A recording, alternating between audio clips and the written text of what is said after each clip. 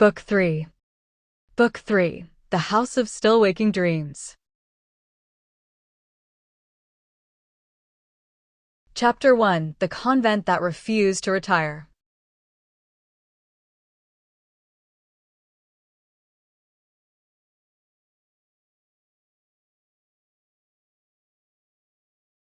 Morning at St. Aurelia's convent was not a holy hush of prayer and incense. It was chaos, real, living chaos in a chipped porcelain mug. The bells still rang every morning at 6, but these days even the bells seemed tired, their clang softened by humidity and gossip. The convent walls, built 2 centuries ago to withstand hurricanes and scandal, now buzzed with both. Time had passed, not too much, but enough to let the dust settle and rise again. Gumbo Dupree, 81 years old and spry enough to argue with the parish pigeons, was the unofficial patriarch of the property. Once a Vietnam vet, now a part-time Etsy bone merchant, retired, under duress, and part-time oracle, Gumbo spent his mornings on the back steps feeding Ralph the parrot stale rice crackers and cursing the modern world. His skin had the hue of well-worn leather, his eyes as sharp as when he was 20. His A1C was a mystery even to the lab techs, and his faith, though unconventional, burned steady. Every so often, he still heard whispers from the other side. And sometimes, the other side answered back. Next door in the bonsai garden, Sister Dorothea, now 63, was trimming miniature pines with the focus of a surgeon and the grace of someone who's seen both heaven and hell and chosen neither. The sun made her silver hair glow like a halo she'd stolen. She had long ago given up on the idea of sainthood and settled instead into a gentler calling, keeping peace among the peculiar souls who orbited the convent like wayward planets.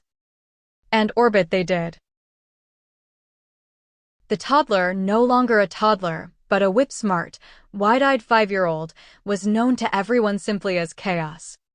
His name, given half in jest by Dorothea one feverish night, had stuck like gum to a hymn book.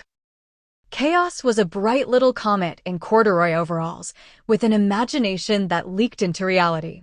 When he laughed, things grew, weeds sprouted blossoms overnight, clocks lost 10 minutes, and once, the statue of St. Jude winked at a passing mailman. Everyone agreed he was special. No one agreed on why. Concepcion, it turned out, had never really died, only disappeared, as if swallowed by the in-between. Her reappearance a year ago had been as matter-of-fact as her exit. She walked through the front gate wearing a tourist visor and holding a 7-Eleven coffee. No one asked questions. No one wanted the answers. These days she worked part-time at the call center the convent operated out of an old gymnasium, running her headset empire like a benevolent dictator. She smelled faintly of cucumber melon lotion, vodka mints, and resurrection. Sean, the reformed skeptic and part-time hero, was alive too, though he didn't remember the details of the bone avalanche incident, as the insurance paperwork called it. He and Cora, who had legally changed her name to Cato for personal evolution reasons, were engaged now. Their wedding was 2 weeks away, to be held right there on convent grounds, though no one could agree which day the priest had actually booked. Cato had taken to wearing bright scarves and quoting Rumi out of context. She called herself a vessel of transitions, but Dorothea said she still snored like a Harley on idle. Sister Clotilde had returned to her managerial post at the convent's call center, headset in one hand and chamomile tea in the other, corralling the staff with passive-aggressive Bible verses. Her face, still beautiful in a sharp, haunted way, had softened only slightly since her public humiliation during the Great Habit debacle of Book 2. She and Sister Eugenia still refused to make eye contact during morning prayer, but their mutual loathing had mellowed into something almost sisterly, like 2 cats sharing the same sunbeam but pretending not to notice. The museum down the road still held the strange relic, the mirror stone under heavy glass and thicker denial. Professor Voss had taken permanent residence there, along with Loon and Merrick, Clotilde's precocious niece and nephew. Voss, ever the philosopher, was convinced the relic was alive, that it learned from those who stared too long. He'd started talking to it in Latin, and once in an unguarded moment, it had whispered back in Mandarin. Lune, the niece, spent most of her time drawing diagrams of impossible architecture. Merrick wrote code that sometimes worked and sometimes played Gregorian chants from nowhere. They were gifted. And deeply unsettling. Back at the convent, the supporting cast had thickened like Goodrue. Germain, Gumbo's grandson, handled maintenance. He'd inherited his grandfather's instincts, but none of his patience. The boy could fix a leak, exorcise a draft, and charm a wasp nest all in the same morning. He wore headphones that weren't plugged into anything, claiming they kept the ghosts from asking for rides. Mr. Pell, perpetually red-faced and polite, handled deliveries, plumbing, and occasionally breaking up theological brawls between Eugenia and Lionel. He also ran an underground poker night in the confessional once a month, but everyone pretended not to know. And yes, Father Lionel was still there, as was Sister Eugenia, both part of the convent's inner circle, who actually handled the spiritual side of the institution. They were the yin and yang of decorum. He believed in quiet reflection and mercy. She believed in volume and disinfectant. Above them both sat Mother Superior Philomena, who had recently emerged from sabbatical in Peru and immediately decided the entire convent needed a strategic rebranding. She was rumored to have met the Pope in a karaoke bar, but no one dared ask.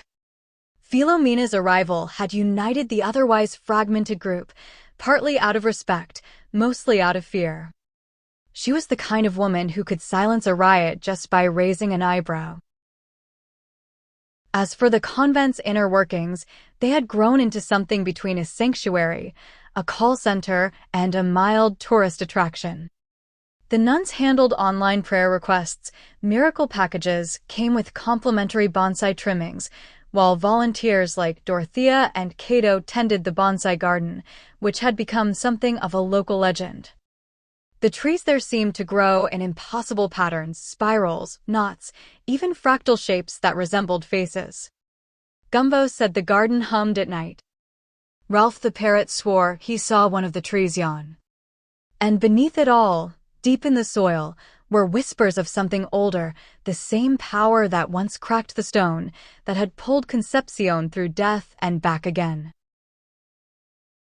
Ane, the magical miniature horse, had become a kind of mascot for the convent. He could not speak, but his presence seemed to cancel out bad moods and hangovers. Whenever someone cried, he'd appear outside their window like an equine guardian angel with impeccable timing. Father Lionel swore that when he blessed the beast, his hands came away warm, as though he'd laid them on living light. As summer deepened into late August, the convent was both a cradle and a crossroads. Old wounds had scabbed over but not healed. The museum's relic pulsed faintly at night again, like a distant heartbeat. And chaos, little chaos, was about to start kindergarten. First day of school, Dorothea said one humid afternoon, looking at him over the top of her sunglasses. "You ready, baby?" Chaos nodded solemnly, as if he'd been preparing for this his entire short, enchanted life. The air shimmered. Somewhere far off, the parrot muttered, "Not done yet." And in the bonsai garden, a single leaf turned upside down and began to glow faintly blue. Book 3, Chapter 2, Popsicles and Prophecies. The morning started sticky, the kind of Gulf humidity that made even the air seem tired. Sister Dorothea was sitting at the chipped kitchen table in a faded pink robe and fuzzy slippers that looked like they'd survived 2 hurricanes and an exorcism. She was trying to butter toast while also keeping chaos from licking the cat. Across from her, Gumbo was chewing on the same piece of bacon for the 3rd time, reading the newspaper as if it might blink back at him. He'd been up since 5, polishing his false teeth and muttering to himself about energetic disturbances in the East Wing. "Gumbo," Dorothea said, in that tone she used when she didn't want to sound worried, but always did. "He's starting kindergarten today. You think the world's ready for that?" Gumbo snorted. World ain't never ready for anything worth happening. He tapped his temple with the butter knife. Besides, boy's special. You can't put that kind of magic in a lunchbox. Dorothea sighed. That's what worries me. In the cramped little bathroom, Cato leaned against the mirror, applying lipstick that matched her mood, defiant coral, and whispered to her reflection. Don't tell nobody today, all right? On the fogged-up mirror, faint words appeared in a child's handwriting. I know my mama and my mom. She gasped, then smiled despite herself. It was no secret among the close circle that Dorothea, despite her habit and her grace, was technically a genetic male, born Theodore, reborn a sister. And it was less secret, but more delicate, that chaos had been carried by Cato, once as wild as a match in a hay barn, who had offered her body when Dorothea and Gumbo's longing for family outgrew their understanding of rules or reason. Love had made its own way. The rest of the world didn't need to know how. The trio, Dorothea, Gumbo, and Chaos, stood at the bus stop that morning like a Norman Rockwell painting left out in the rain. Dorothea had packed 2 sandwiches, 3 throw pillows for comfort, and a small porcelain bird for protection. Chaos held the bird gently, whispering secrets to it that made its eyes flicker with tiny sparks of light. The yellow school bus rumbled down the road, and Dorothea's chest tightened. She'd battled spirits, earthquakes, and even the occasional poltergeist, but nothing frightened her like watching that bus door open. The first incident. By 9:15 a.m., Chaos had made a friend, a quiet boy named Hunter who wore a pinafore over his shorts because it made him feel royal. Everything was fine until snack time, when Chaos reached for a popsicle and, in his excitement, caused every other popsicle in the classroom freezer to erupt like rainbow geysers. The ceiling dripped cherry, lime, and guilt. The teacher screamed, then apologized, then fainted into a tub of crayons. Chaos, sticky and proud, announced, I made a rainbow from the inside. The second incident. At recess, Chaos wandered toward the playground seesaw. He put one hand on it, just one, and the metal beam began to hum like a tuning fork. Before anyone could stop him, it lifted off the ground and spun in a slow, graceful circle above the children's heads like some Pentecostal halo. The principal called the police. The police called the fire department. The fire department called the local news. Dorothea, watching from her car outside, muttered a prayer that sounded suspiciously like a curse and ran inside, veil flapping. By the time she reached the playground, Chaos had made the seesaw land gently and was explaining to the other kids how gravity was just a suggestion. The third incident. After lunch, a suspicious pile of salsa and tater tots, Chaos was asked to draw a family portrait. He used a single piece of chalk and, within seconds, the image began to move. The teacher watched frozen as the drawing breathed. Dorothea and Gumbo appeared in living color on the board, Gumbo holding a cooler full of dead fish, Dorothea in a pink pinafore, smiling with one eye glowing gold. And behind them, in the chalk fog, was Concepcion, waving. The drawing whispered, he's opening doors again. Then the chalk broke in half. By the time school let out, rumors were already flying. Someone said the boy made ghosts appear. Someone else said he spoke to God. One kid swore he saw Chaos pull a small river raft out of thin air to save a paper boat. Dorothea picked him up in silence. Gumbo sat in the passenger seat, holding his false teeth in his hand like they might offer advice. Well, Dorothea said finally, we made it through day 1. Barely, Gumbo muttered. From the back seat, Chaos piped up.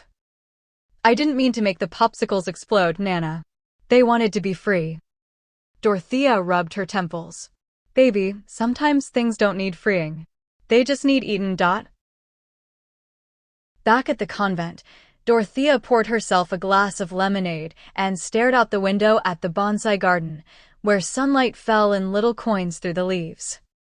Gumbo was in the next room, talking to the TV again, an old rerun of Blossom, which he claimed gave him prophetic dreams. Cato called from the other end of the house. The suicide hotline called again, said our number's 1 digit off theirs. You want to tell them to stop giving us the sad folks? Dorothea didn't answer. She was watching chaos in the yard, playing with a piece of chalk again. He drew a circle on the garden wall, and for a moment, just a moment, she thought she saw movement inside it. Something shimmered.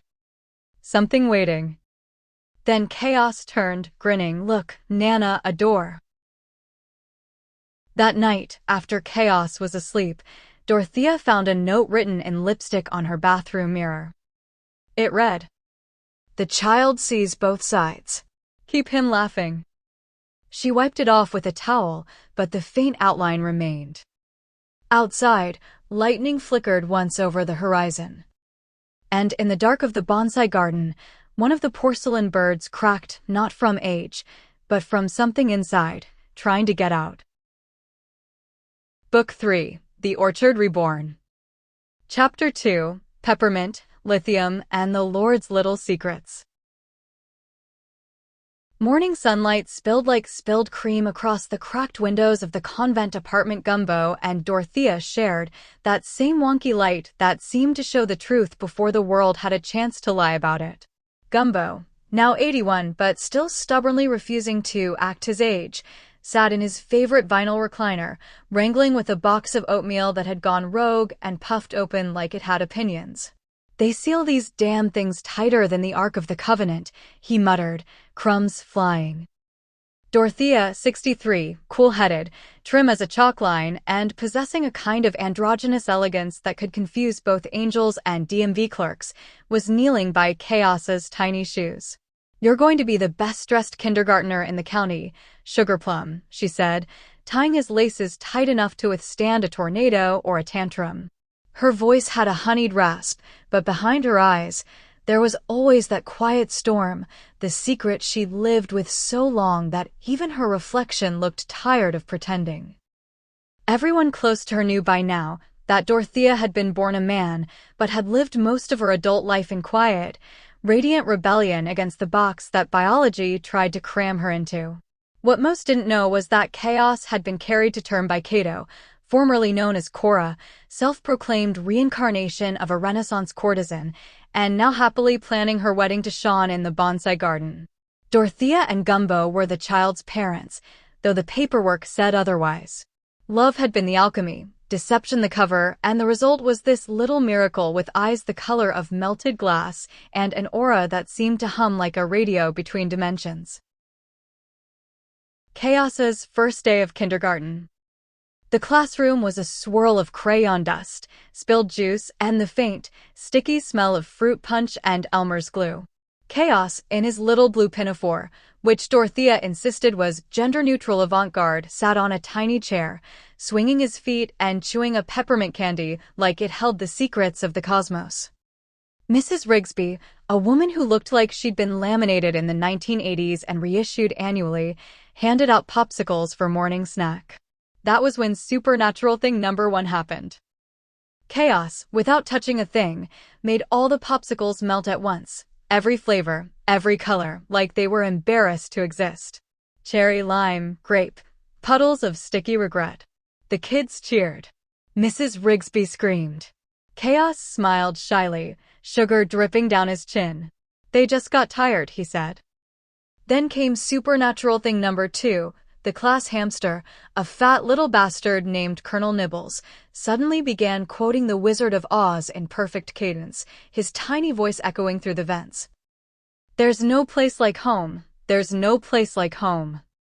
Mrs. Rigsby fainted. And supernatural thing number 3? The alphabet chart on the wall rearranged itself into a perfectly rhymed poem about death, rebirth, and salsa. Yes, salsa. It even ended with, when life dips you low, baby, spin back and glow. Add tomatoes, cilantro, and never let go. By the time Dorothea arrived to pick him up, the classroom was chaos incarnate, pun both intended and divine. She and Gumbo exchanged that look, the same one they'd shared when Chaos accidentally turned Germain's dentures into moth wings last summer.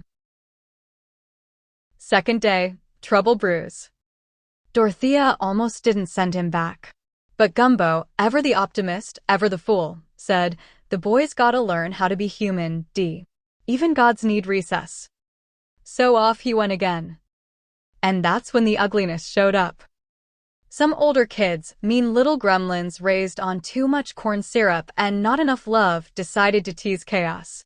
Called him names about his skin, his hair, his weird eyes. One of them threw a piece of chalk at him and said, "You're not like us."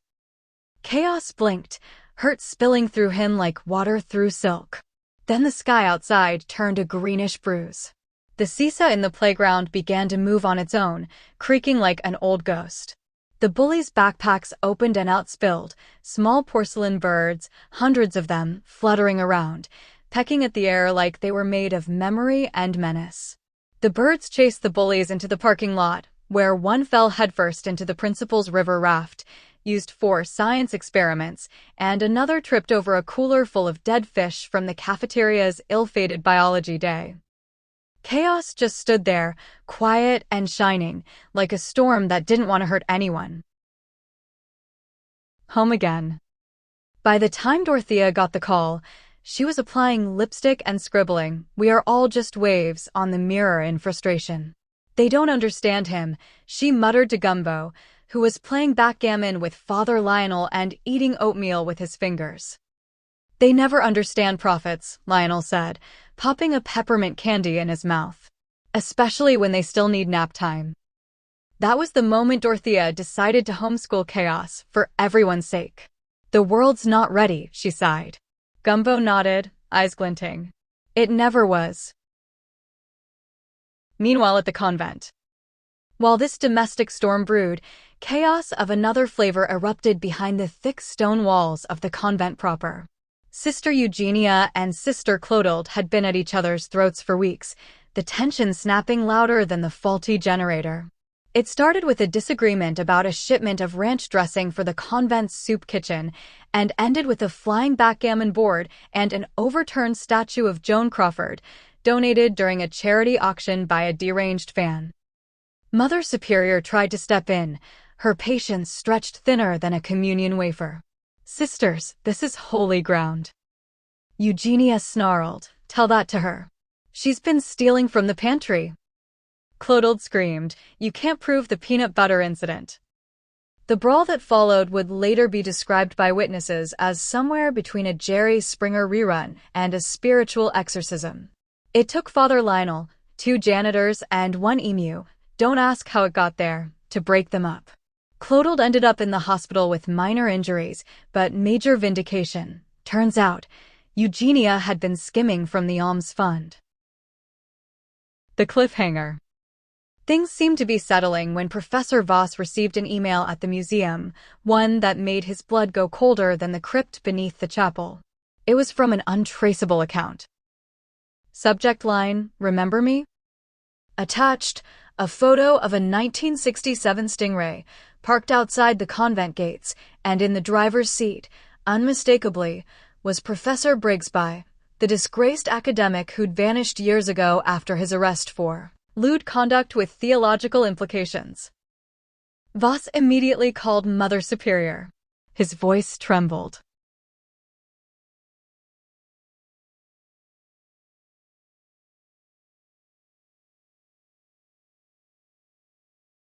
"Lock the chapel. Keep the boy away from him. He's not here for redemption. He's here for chaos." Outside, lightning split the horizon like a warning. Inside, Gumbo reached for his old revolver, a relic from his youth, while Dorothea quietly took down the bow and arrow from above the mantel. Chaos sat cross-legged on the floor, humming to himself, small porcelain birds circling lazily around his head like halos. And somewhere in the shadows, the old Chinese man from Book 1 whispered, "The orchard bears strange fruit once more." Chapter 4. Lightning don't always strike twice, but it sure likes to hover. The rain had already passed, but the sky above the convent still looked bruised, like a black eye healing slow. The air smelled of ozone and old roses, the kind that refuse to die even when the bush has gone half to thorn. Somewhere a pipe rattled, the bones of the place whispering old gossip. Inside, light bulbs flickered like nervous lies. Sister Dorothea sat in the kitchen, her robe half undone, one slipper off, her false eyelashes hanging on the corner of the toaster. She'd been trying to make peppermint tea, but instead found herself staring at a bowl of oatmeal she didn't remember making. Gumbo was beside her, half asleep and still smelling faintly of Bengali and despair. The toddler, Chaos, had long since gone to bed, at least, they thought he had. Then came the knock. 3 times, soft but deliberate. It was Cato, red-eyed, her lipstick smeared halfway across her cheek, like she'd kissed a ghost, and the ghost hadn't wanted it. Sean followed behind her, carrying a 6-pack and a bleeding heart, figuratively, though with this crowd, one never could be sure. Their arguments had been public all week. Word was he'd called her too much like her mama, and she'd slapped him with a throw pillow that had rhinestones spelling out "bless this mess." Now they were making up in that dangerous way, quiet, polite, careful, like 2 snakes pretending to cuddle. "You heard about Germaine?" Cato said, voice soft. Dorothea blinked. "No. What happened?" Sean rubbed his temple. "He fell through the maintenance attic. Busted his shoulder and maybe his pride. Mr. Pell's got him in the infirmary. Says he's delirious, talking about bones in the walls again." Dorothea's heart dropped like a coin down a well. "Lord, not again. We just had that place blessed." "By who?" Cato said, lighting a cigarette with trembling fingers. "Sister Eugenia? That woman couldn't bless a salt shaker." Outside, lightning cracked again, though the storm had supposedly passed. Ralph the parrot squawked from the hallway, "Dead fish in the cooler." Dead fish in the cooler, which was something he'd picked up from a failed river rafting trip last summer. Nobody laughed this time. They all froze as the convent bell, the old rusted one that hadn't rung in years, suddenly tolled once. Just once. Loud and heavy, like it meant it. Gumbo stood, his bad knee popping. "That ain't right. That ain't never right." Before anyone could speak, a scream tore through the corridor, high, brittle, unmistakably female. It came from the East Wing, the one nobody went into after dark. The one with the locked archive rooms and the broken statue of Saint Veronica missing her hands. By the time they got there, Father Lionel was already at the scene, flashlight trembling. "Lord preserve us," he whispered. Sister Clotilde was sprawled on the tile floor, blood running from a cut on her scalp. Over her stood Sister Eugenia, hair wild, habit torn, her hands still shaking. "She started it," Eugenia panted. She said I wasn't fit to wear the cloth. She said I was nothing but a laundress in a habit." "She called you a what?" Dorothea said. "A laundress in a habit," Eugenia barked, throwing her arms up, smacking Lionel in the face with a rosary. The scene descended into chaos. Clotilde was semi-conscious, muttering something about Mother Superior's secrets. Gumbo tried to help her up, but Ralph flew in screeching, "Call 911.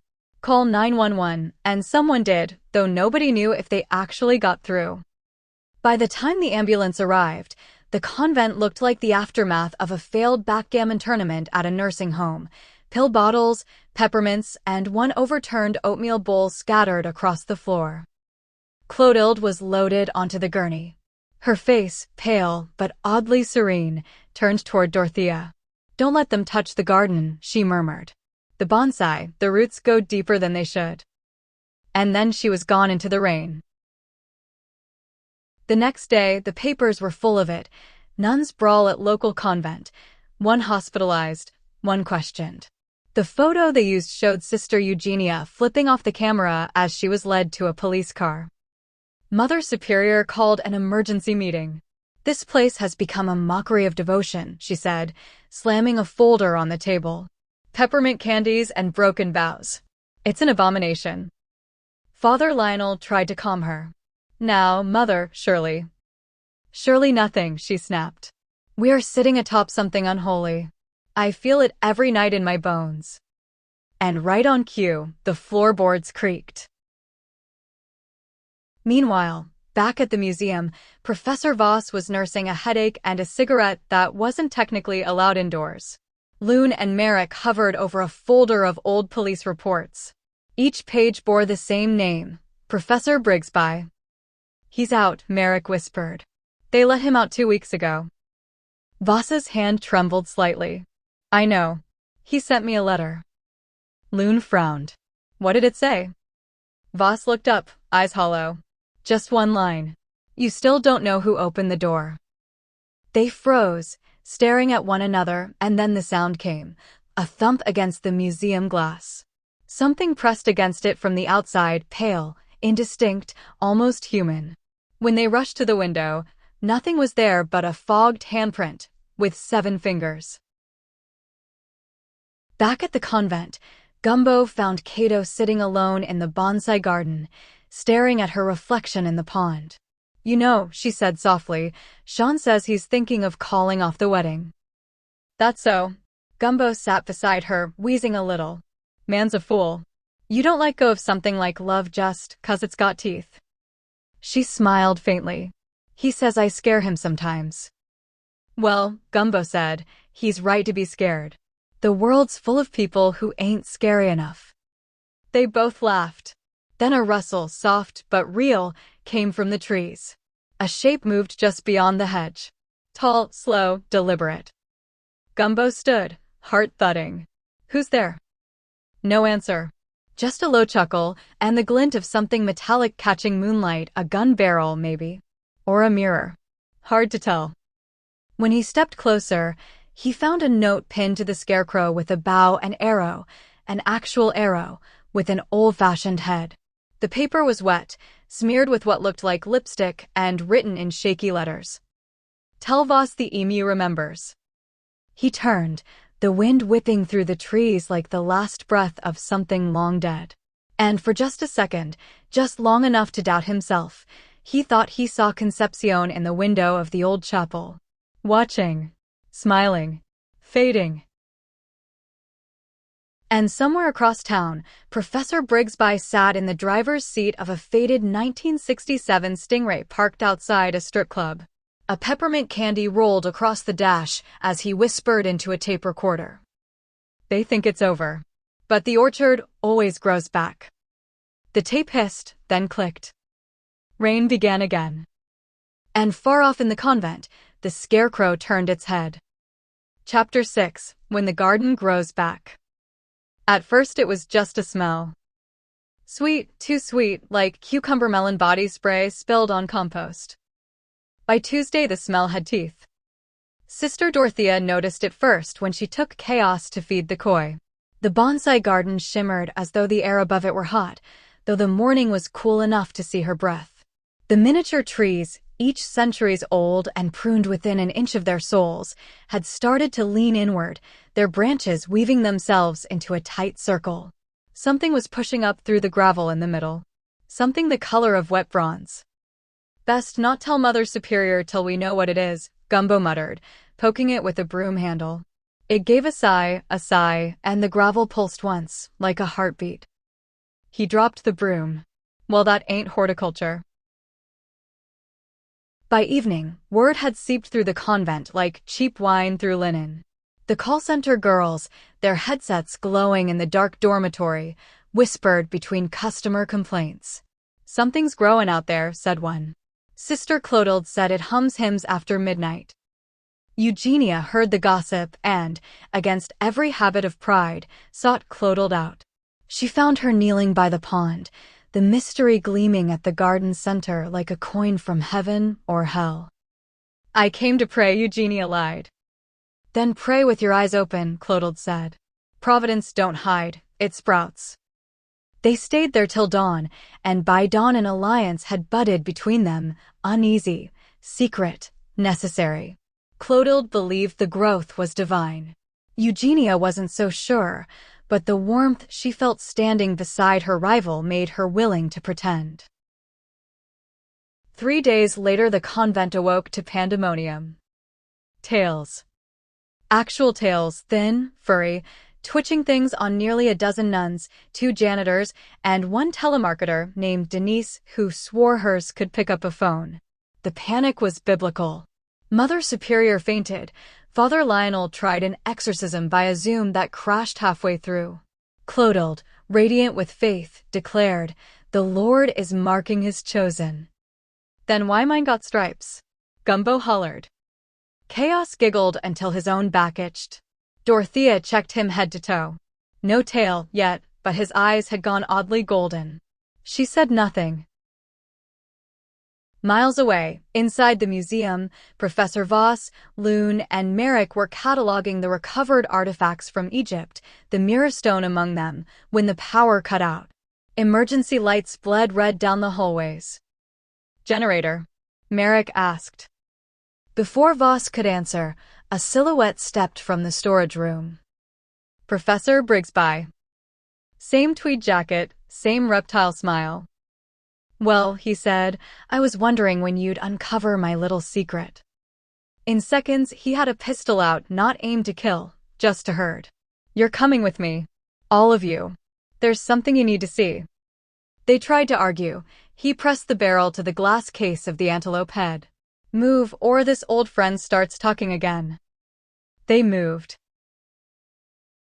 Back at the convent, the mirror stone pulsed. Dorothea, Gumbo, and Clotilde gathered in the vestry, curtains drawn. The tails on their companions twitched behind closed doors. The 3 of them held hands, chanting the words carved around the stone's edge. At first nothing. Then static in the air, like a television between channels. A shape flickered inside the stone's smoky depths, no arms, no legs, just a familiar dopey grin. "Scott?" Dorothea whispered. "You still out there?" His voice came through like wind under a door. "Don't dig too deep, the roots remember what the fruit forgets." The image warped. For a heartbeat the reflection was not Scott at all, but the antelope head from the museum, eyes blazing cobalt. "He's bringing the mirror home," it said. "He wants the garden to open." Then darkness swallowed the light, leaving only the faint scent of ozone and peppermint. At that same instant, Brigsby's stolen car screeched into the driveway of a sagging house in an unmarked suburb. He dragged Voss, Loon, and Merrick inside. Maps papered the walls, all traced with circles leading back to the convent. "You brought it here," Brigsby hissed. "The seed. You think it just grew?" Loon spat. "What are you talking about?"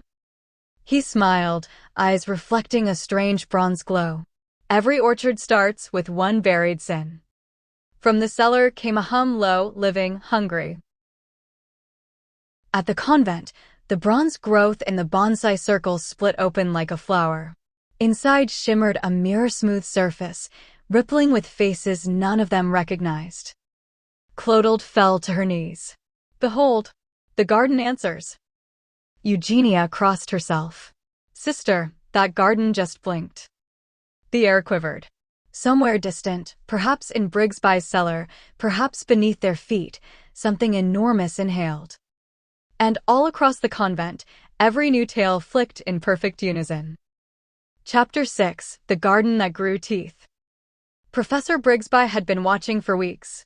From the crawl space above the museum archives, his milky eyes glowed faintly whenever the fluorescent lights hummed low enough. He smelled of mothballs and bad theology. When the power cut one Wednesday afternoon, right in the middle of Dr. Voss's lecture on the symbolic use of teeth in late Byzantine reliquaries, Brigsby struck. He stepped from the shadows, gun trembling in one hand, a cracked plastic rosary in the other. "Field trip," he whispered, "to the house where all beginnings end." Merrick laughed first, because Merrick always laughed when terrified. Lund muttered something about insurance coverage. And Voss, ever the pragmatist, raised her clipboard like a shield and said, "Professor, you've been dead for 3 years." "Dead," Brigsby hissed, "is a social construct." They didn't have much choice. He herded them out the back loading dock and into a stolen 1967 Stingray that looked like it had been resurrected from a swamp. The glove box was packed with prescription bottles labeled lithium, Dr. B. Brigsby. The dashboard crucifix had a tiny crack running down Jesus' sternum, and when the car hit a bump, the little Christ rattled like a broken tambourine. The drive blurred into a fevered dream of chain restaurants and forgotten neighborhoods. They ended up at a decaying ranch house surrounded by, of all things, hundreds of ceramic emus, each hand-painted with the same vacant blue stare. Inside smelled of fried chicken, ammonia, and candle wax. On the wall, a faded photo of President Reagan hung crookedly beside a page ripped from Playgirl, annotated in red ink. Power is symmetry inverted. Someone, presumably Brigsby, had drawn flat-iron nipples over Reagan's chest, perfect inverted pyramids of authority. Meanwhile, back at the convent, nobody could quite tell whether Concepcion was alive or dead. She'd been lying in the infirmary for 2 days, breathing one moment and perfectly still the next. Her skin glowed faintly in candlelight, like a glass of milk under the moon. Some swore they heard her humming Ave Maria backwards. Dorothea refused to sign the death certificate. Gumbo kept pacing with a bucket of ice water, insisting he'd seen worse in Guatemala. The Mother Superior declared it an ambiguous miracle and ordered the chapel closed for fumigation. Outside, in the bonsai garden, something unholy or holy, depending on your perspective, was growing. Germain noticed first. He'd gone out to smoke and talk smack about the call center's new suicide hotline clients when the ground beneath the smallest bonsai began to pulse like a heartbeat. Mr. Pill, who was trimming a miniature elm, saw the soil move and said, "That ain't roots, bro. That's respiration." Then the old Chinese gardener, whose name no one remembered, began chanting in a dialect no one could identify. The earth split open like a zipper, and what came out looked like coral, bone, and angel feathers fused together. For a moment, everyone froze. The air filled with a smell of rainbows and pennies. Then a high-pitched keening echoed through the trees. By sunset, Germain's left hand had sprouted a vestigial tail, small, gray, and twitching like it had its own agenda. Mr. Pill's grew overnight, longer, tufted, prehensile. Within 3 days, half the convent staff were walking funny, hiding tails under their robes or skirts. Sister Clotilde declared it divine providence. Sister Eugenia called it genetic retribution. And Mother Superior just kept muttering, "We're not insured for this." While panic spread across the convent, Dorothea and Gumbo retreated to the mirror stone chamber. They knelt before the cracked obsidian slab, whispering the ancient words. The surface rippled, and at last the armless, legless face of Scott appeared, his grin lopsided, his eyes bottomless. "The garden has teeth," Scott murmured. "Feed it mercy, or it will feed itself." Then the mirror went dark, replaced by the reflection of the antelope head mounted in the museum, thousands of miles away.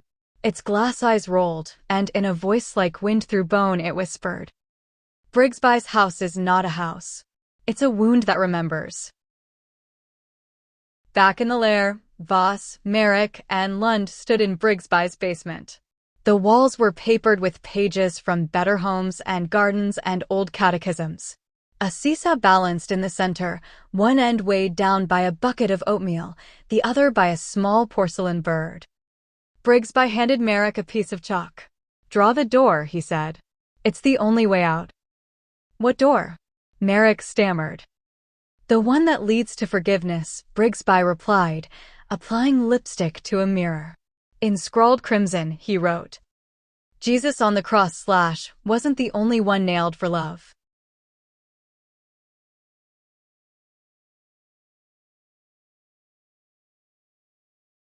The reflection shuddered.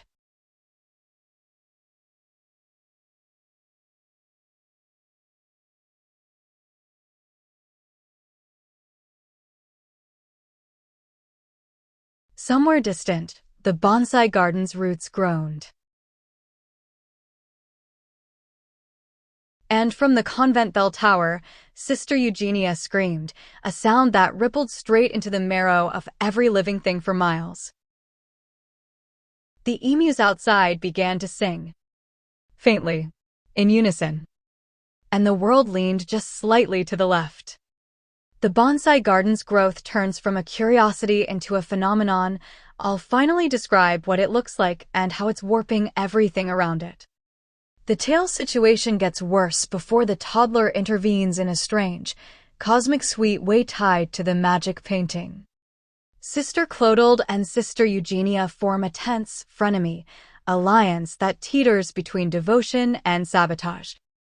Concepcion's ghostly flickers keep haunting the corners, glimpses in mirrors, in fog, in candlelight. Meanwhile, Voss, Loon, and Merrick are still trapped in Brigsby's lair. The escape plays out with eerie violence. One of them is shot but lives. Cato's maltshop monologue runs through her whole messy, beautiful past and lands on a decisive choice about Sean. We close on a haunting image that ties the bonsai garden, the magic painting, and Concepcion's spectral energy together. Book 3, Chapter 7. The Garden That Dreamed in Color. The bonsai garden had started whispering at night.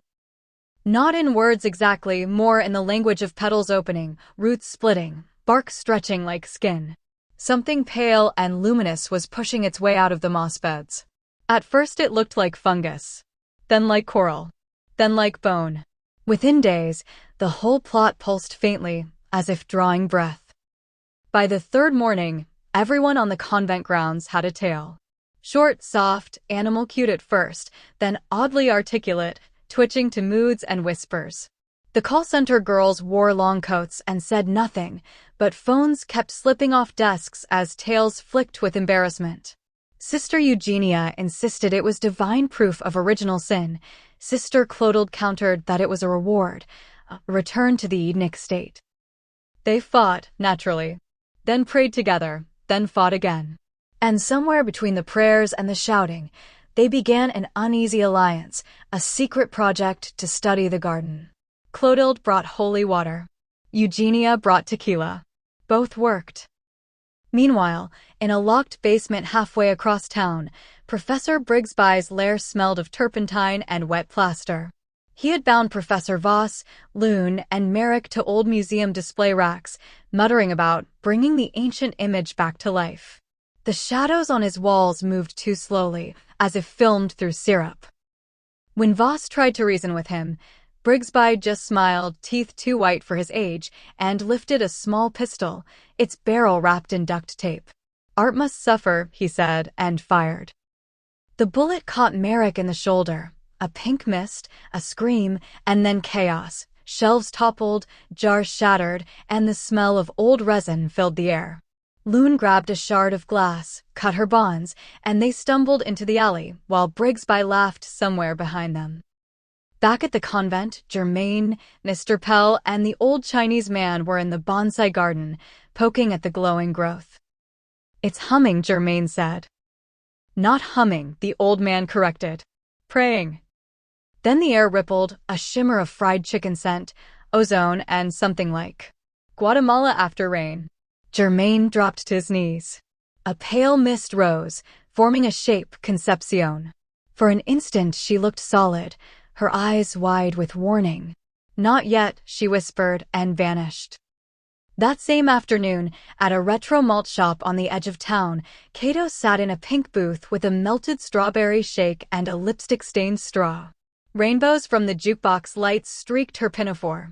She stared at her reflection in the chrome napkin holder and talked softly to herself. She remembered Sparky, that wild, laughing friend from Book 1 who'd vanished in a motel fire. She remembered her dancer days, spinning under black lights and cigarette haze. She remembered the night she agreed to carry Gumbo's child for Dorothea, because love has its own logic, and because nobody else would understand. And now she had Sean, sweet, nervous Sean, ready to marry her, ring already bought, but something in her gut said the story wasn't done. "I'm done being somebody's symbol," she said aloud. "Time to be the damn author." Then she smiled, finished her shake, and walked out into the neon dusk. Back at the convent, the toddler, Chaos, toddled barefoot into the garden as thunder rolled overhead. The plants bent toward him. His eyes lit like tiny suns. He reached out to the largest bloom, a pulsing orb of flesh and crystal, and pressed his hand against it.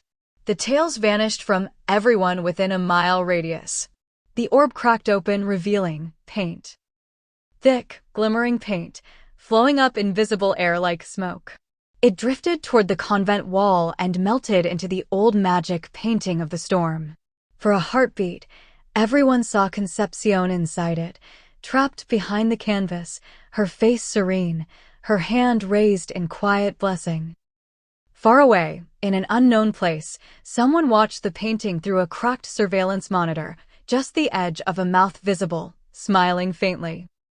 The screen flickered, the image froze, and the whisper from the bonsai garden returned, soft, childlike, impossible. She's not gone. She's just dreaming. And outside, the old Chinese man turned toward the sky and said, almost cheerfully, President Reagan never saw this coming. Thunder cracked. The smell of flat irons and peppermint filled the air. Chapter 8. The Watcher Beyond the Frame. Night came down strange over the convent, heavy, metallic, and full of static, like the sky was a live wire waiting for someone to touch it. The bonsai garden was quiet now, no longer breathing, no longer glowing. Chaos's intervention had sealed it, for now. But something had been released. Something old. Something that remembered. Concepcion's image still shimmered in the painting in the convent hall, though no one dared approach it after what they'd seen. People walked by quickly, eyes forward, hands tucked. But everyone thought they felt her presence. Just at the edge of a sigh. Or the corner of a room. Or behind them in an empty hall. Dorothea said it was comfort. Sister Eugenia said it was temptation. Clotilde said she was just fine with it, actually, in that tone that meant she was absolutely not fine and about to do something bold and foolish. Meanwhile, Voss, Merrick, bandaged but alive, and Loon were home from Brigsby's lair, but trembling in the corners of rooms like startled cats. Gumbo hadn't slept in 3 days, claiming the old Chinese man had told him, the vines ain't done singing. And Cato kept pacing past the convent painting, whispering, if you're in there, tell me what I'm supposed to do. But this chapter doesn't begin in the convent. It begins far away, in a room filled with screens. A basement full of thrift store monitors stacked on milk crates. Old VCRs. Police scanners. Static hum. Everything glowing a sick blue like a hospital hallway at 3 a.m. On the central monitor, the convent garden flickered in grainy, security camera footage. A hand moved across the screen frame. 2 fingers missing. The wrist tattooed with a crude crescent moon. A voice said softly, almost lovingly, "Oh, my sweet disasters, you're almost ready." And we finally see him. Mr. Willoughby. From Book 1. The hospice caretaker who talked to the dying. The one who claimed to hear angels scratching behind the wall. The one who vanished after the seance table caught fire. Yeah. He didn't die. He didn't leave. He just stepped sideways. Into whatever was watching them. He leans toward the screen now. Everything we began with Concepcion, everything that orchard was meant to be. The orchard was never reborn. It was planted. Meanwhile, back at the convent. Clotilde and Sister Eugenia were in the hallway arguing in whispers, the way women argue when both are determined to win, but neither wants to look like the aggressor. It is a sign, Clotilde insisted, tail twitching though it had already vanished. The garden awakened us to our original forms. It was biospiritual contamination, Sister Eugenia snapped, tightening her veil like a woman preparing for war. You're lucky nobody from the archdiocese found out. We'd be under investigation until Easter. You mean they would be under investigation, Clotilde corrected brightly. The convent isn't yours. It belongs to the orchard. Sister Eugenia froze. What orchard? Clotilde smiled the dangerous, sugar-sweet smile of a woman who has waited 17 chapters to drop this bomb. You really think the orchard was about trees? Silence. And then footsteps. Slow, heavy, familiar. Sister Supreme returned. She stepped into the hall like a storm in human shape. 6 feet tall. Veil jet black, not white. Rosary beads the size of small walnuts. The walk of a woman who has kicked someone through a stained glass window before and would not hesitate to do so again. Everyone stopped breathing. Even the painting flickered. Sister Supreme spoke, voice calm as a guillotine being lowered. The orchard was a covenant. And the covenant is awakening. Prepare yourselves. Someone is returning. But she didn't mean Concepcion. The candle beside the painting snapped to blue flame. A cold wind moved through the hall though no doors were open. A voice, soft, distant, layered, whispered. He has found the gate. Cut to Brigsby. Still alive. Still out there. Still bleeding, still laughing. But not alone. Someone steps into the alley where he hides. We don't see their face. Just their tail.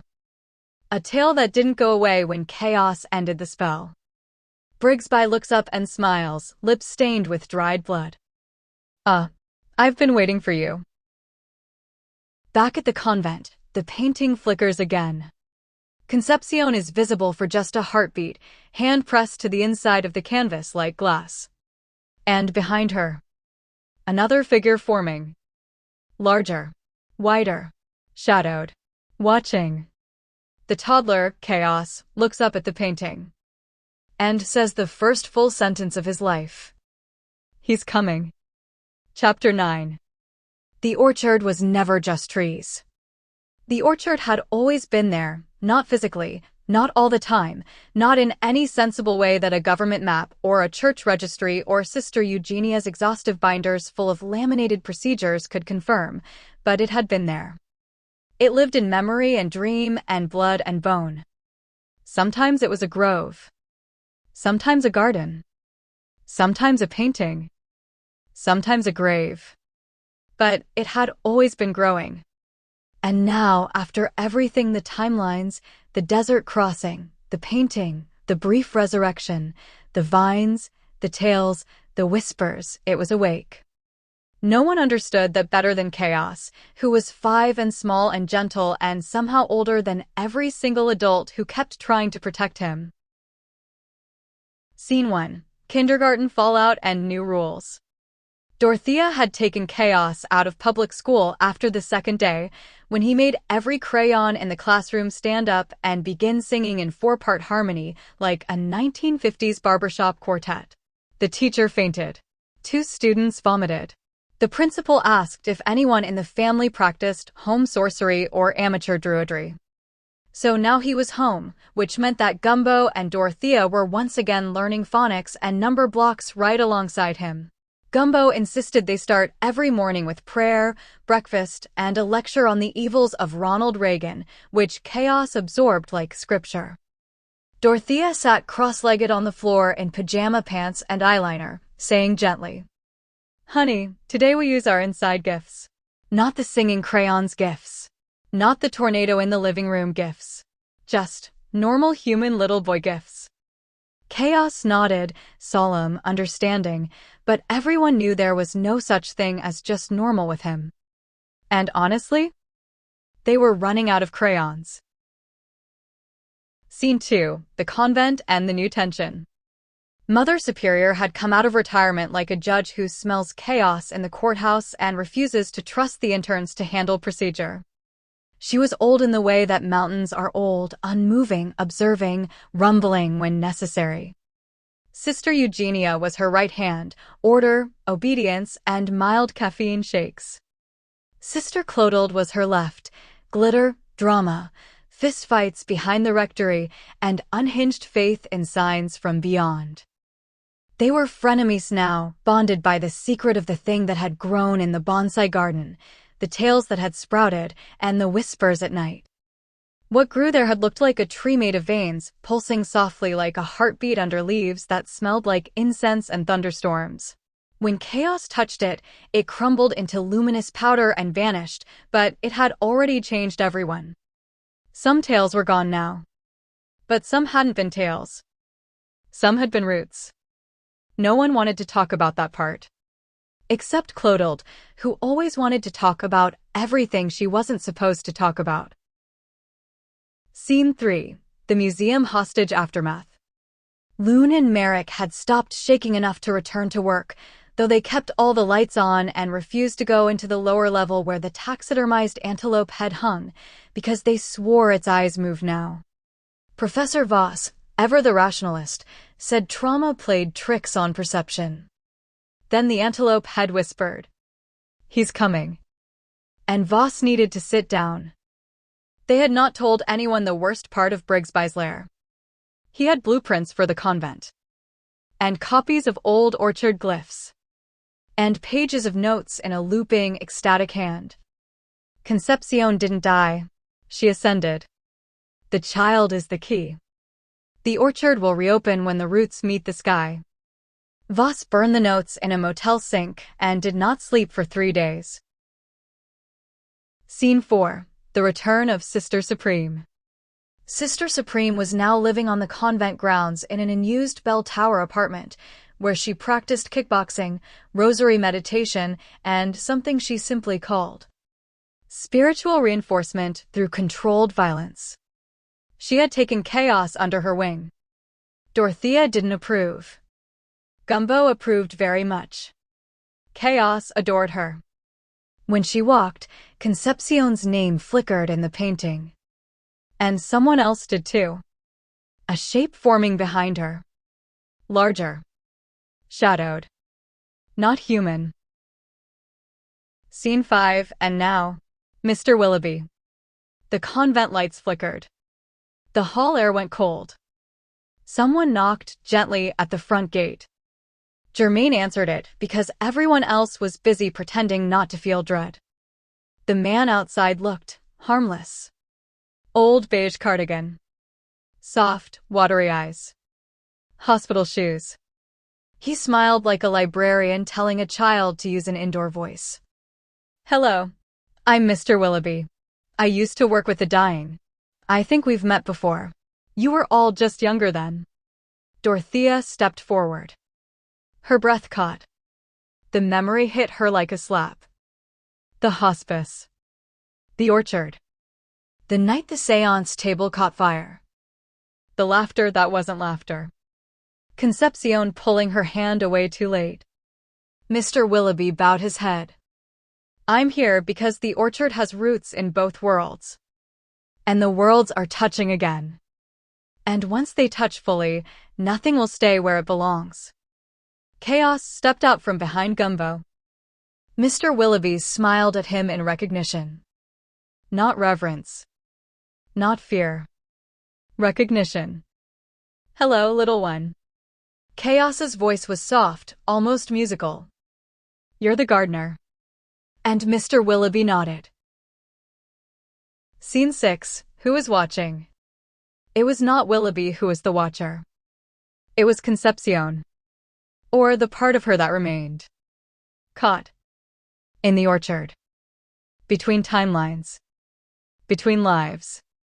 Sometimes she was alive. Sometimes dead. Sometimes in the desert. Sometimes in the painting.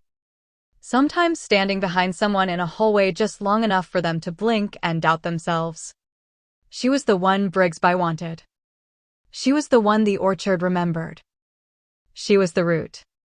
And when chaos touched the painting again, Concepcion looked back. Not trapped. Not suffering. Waiting.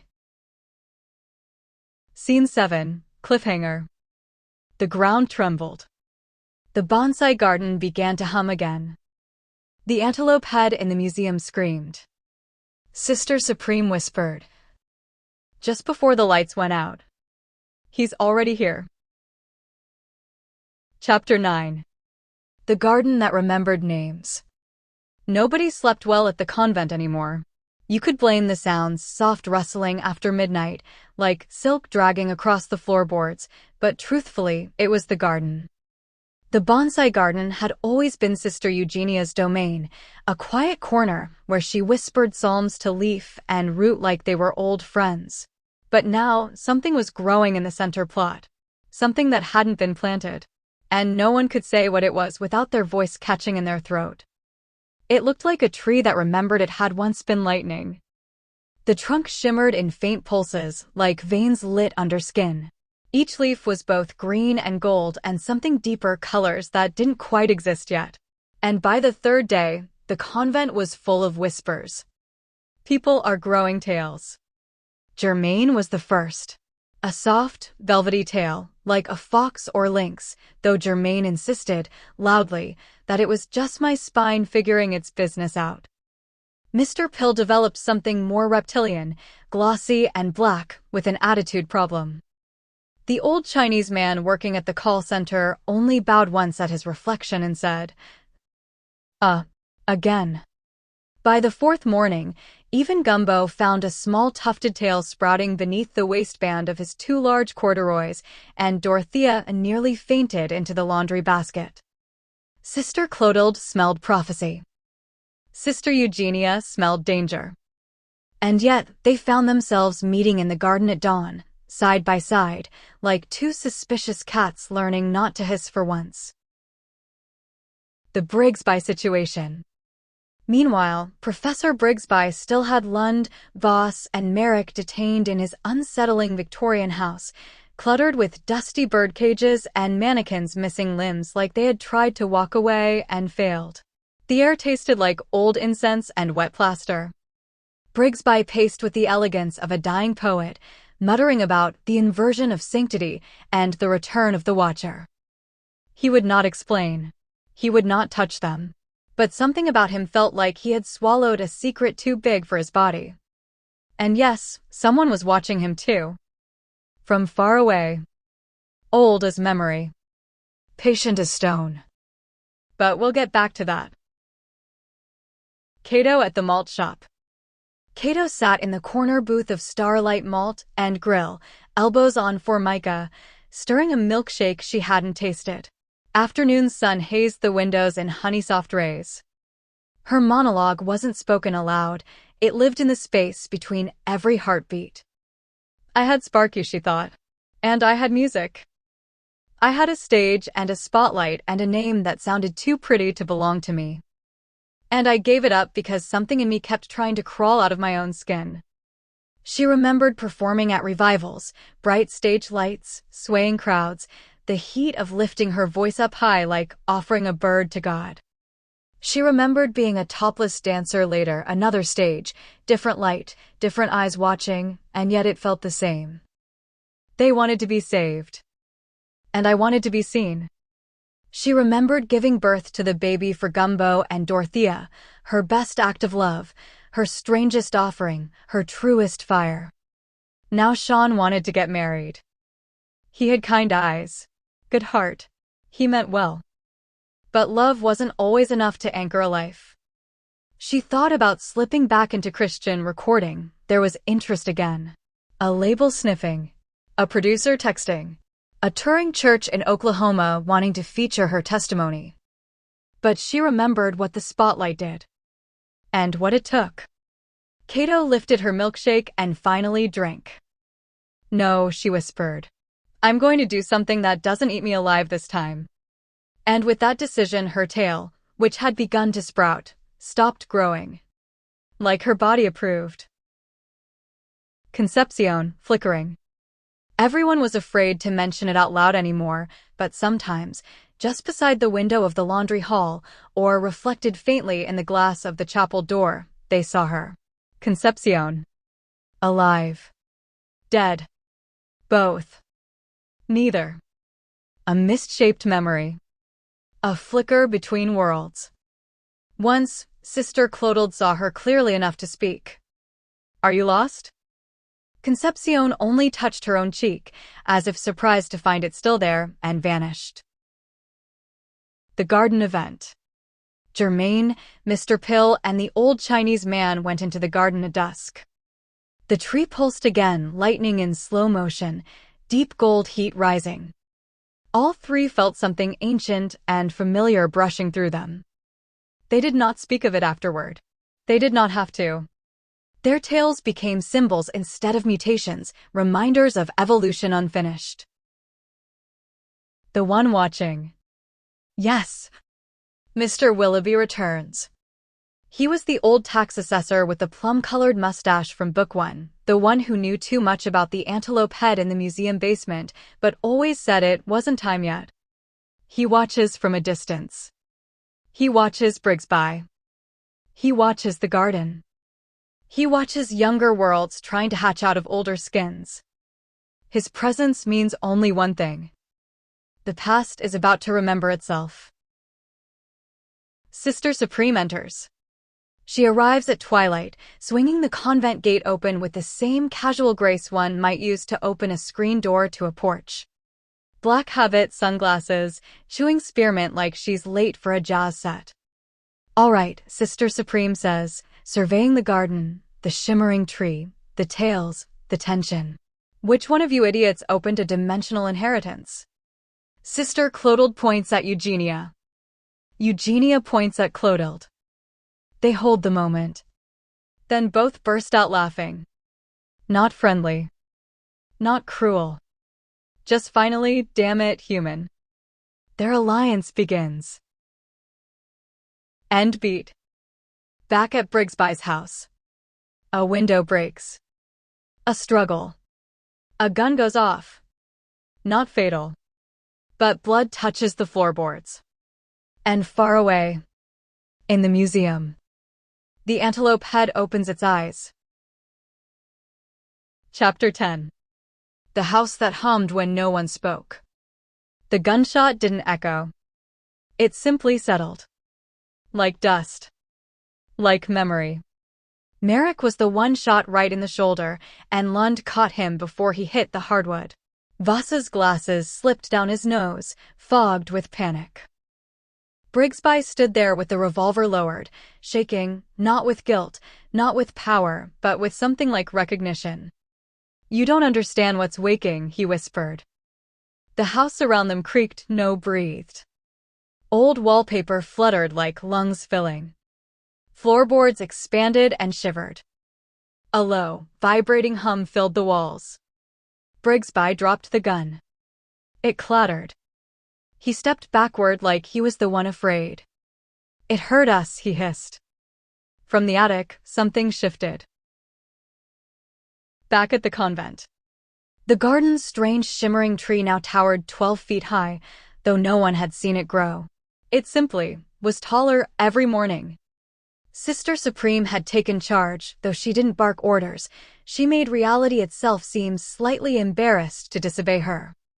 Sister Eugenia and Sister Clotilde, now bonded by shared bewilderment and startling mutual respect, inspected the tail situation. Half the nuns had them now. Some soft and furry. Some long and reptilian. Some curled like question marks, the body wondering what question it had begun to ask. Clotilde stood arms crossed, tail flicking irritably behind her like a lioness checking for threats. "This is divine," Clotilde declared. "This is biological mutiny," Eugenia countered. Potato, Sister Supreme added, sucking on a peppermint she'd lifted from the chapel bowl. And then, a flash in the garden's mist. Concepcion. Or the idea of her. Or the memory of a version of her that had not yet decided whether it lived. She looked at them all. Eyes soft. Kind. Tired. "Don't choose sides," she said. And then she was gone. Eugenia and Clotilde looked at each other, not as rivals now, but as keepers of a mystery bigger than doctrine could handle. Meanwhile, Cato's decision becomes action. Word spread through the convent and call center like incense smoke. Cato wasn't going back to Christian music. Nobody judged. Nobody cheered. But they felt it, the way a shift in the wind tells birds when to migrate. She now spent mornings helping Dorothea with the baby and afternoons in the old chapel annex, where the acoustics were perfect. Not to perform. Not to convert. Just to sing.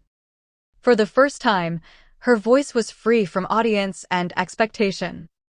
And there was beauty in that. A quiet, steady kind. The bonsai garden event.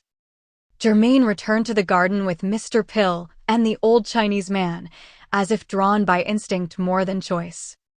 The tree pulsed again, the color of sunrise, lightning, and unspoken childhood memories. Germaine's tail twitched, but then it began to retract. Like the tree was saying, "You no longer need this." Mr. Pill's tail flattened, then disappeared entirely.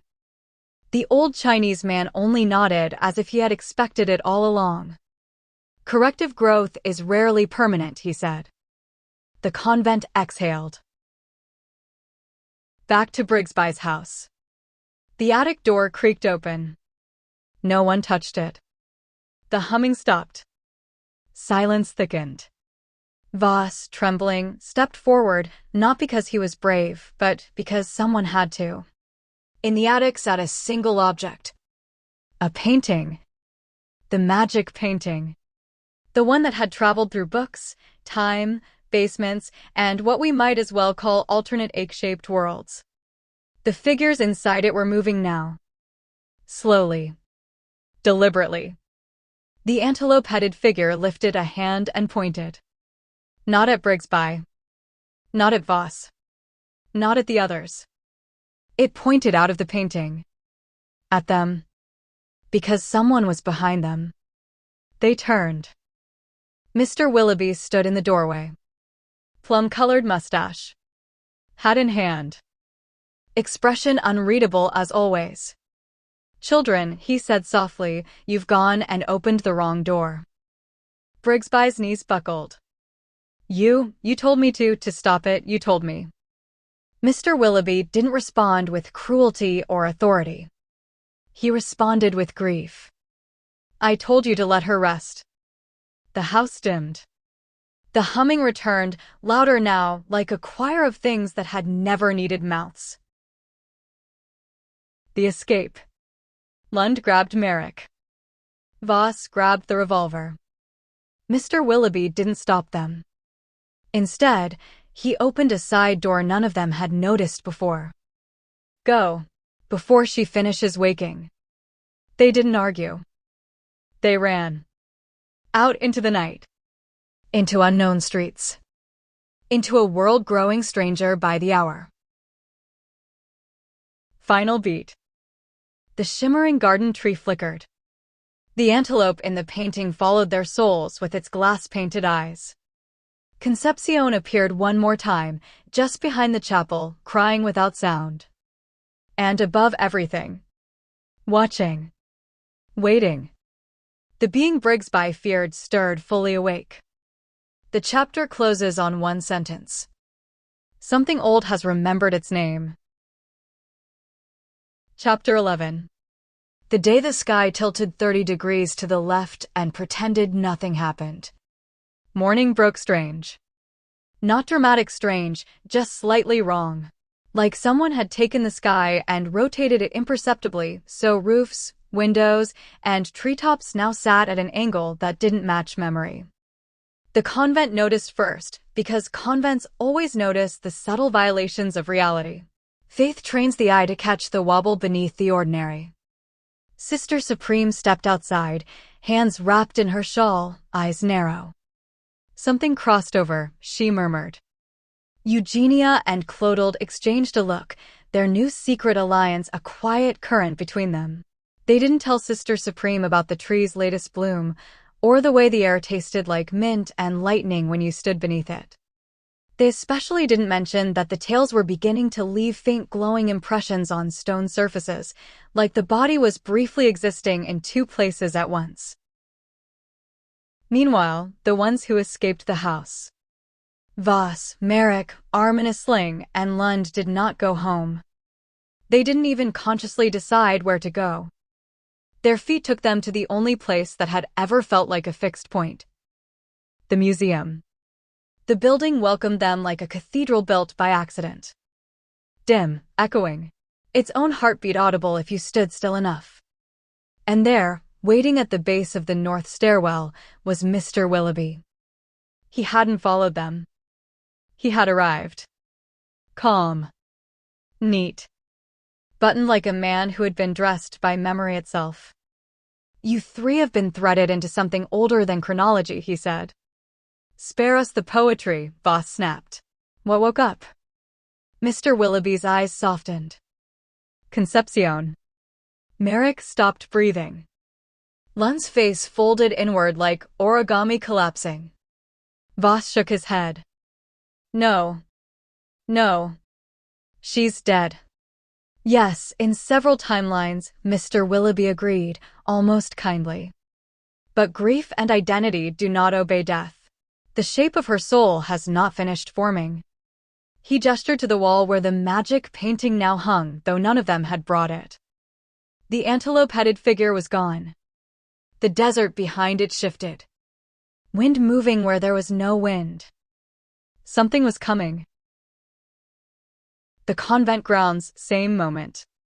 Chaos, formerly the toddler, now full of radiant, thoughtful 5-year-old gravity, stood under the shimmering tree. His small hand rested on the bark. His tail, already long gone, did not return. Instead, the tree reacted to him like a tuning fork struck by God. It sang. Not loudly. Not musically. But like the memory of a lullaby sung by someone who used to hold you while you slept. Germaine and Mr. Pill froze where they stood. The old Chinese man didn't freeze. He bowed. "The bridge chooses the carrier," he whispered. Gumbo, watching from the porch, swallowed hard. His own magic, the quiet, clumsy, earnest kind, flickered behind his eyes. He felt it. Concepcion was near. Not alive. Not dead. Not ghost. Not hallucination. Convergence. Cato's moment of decision. Cato sat in the malt shop with a notebook open, though she wasn't writing.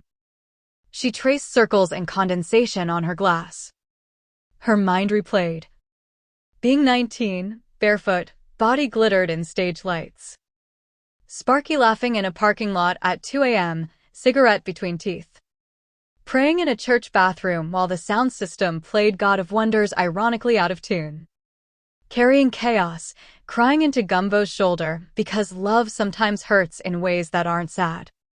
Sean asking her to marry him in the museum atrium because the acoustics made it feel real. She whispered, "I don't want to be a symbol anymore. I just want to be." Outside, the sky bent another fraction of a degree. She didn't react. She just closed the notebook. And chose life, not performance.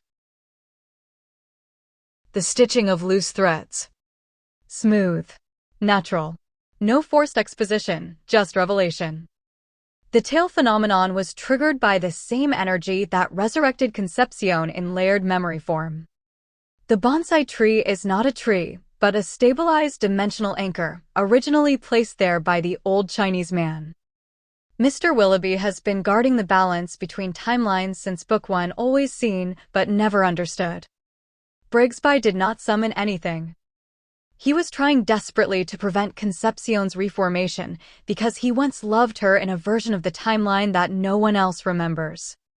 Clotilde and Eugenia are not just frenemies now, they are becoming the keepers of what the convent is slowly turning into. A crossroads. Final sequence, the sky fully tilts.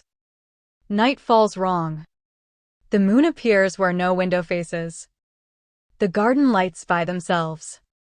Everyone feels it, in bones, in teeth, in dream memory. She is here. Concepcion steps onto the convent lawn.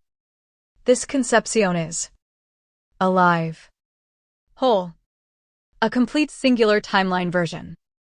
And yet, still shifting at the edges, like reality isn't done engraving her shape. Chaos walks toward her without fear.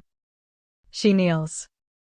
They touch foreheads, and the sky straightens back into place. Somewhere far away, Brigsby screams.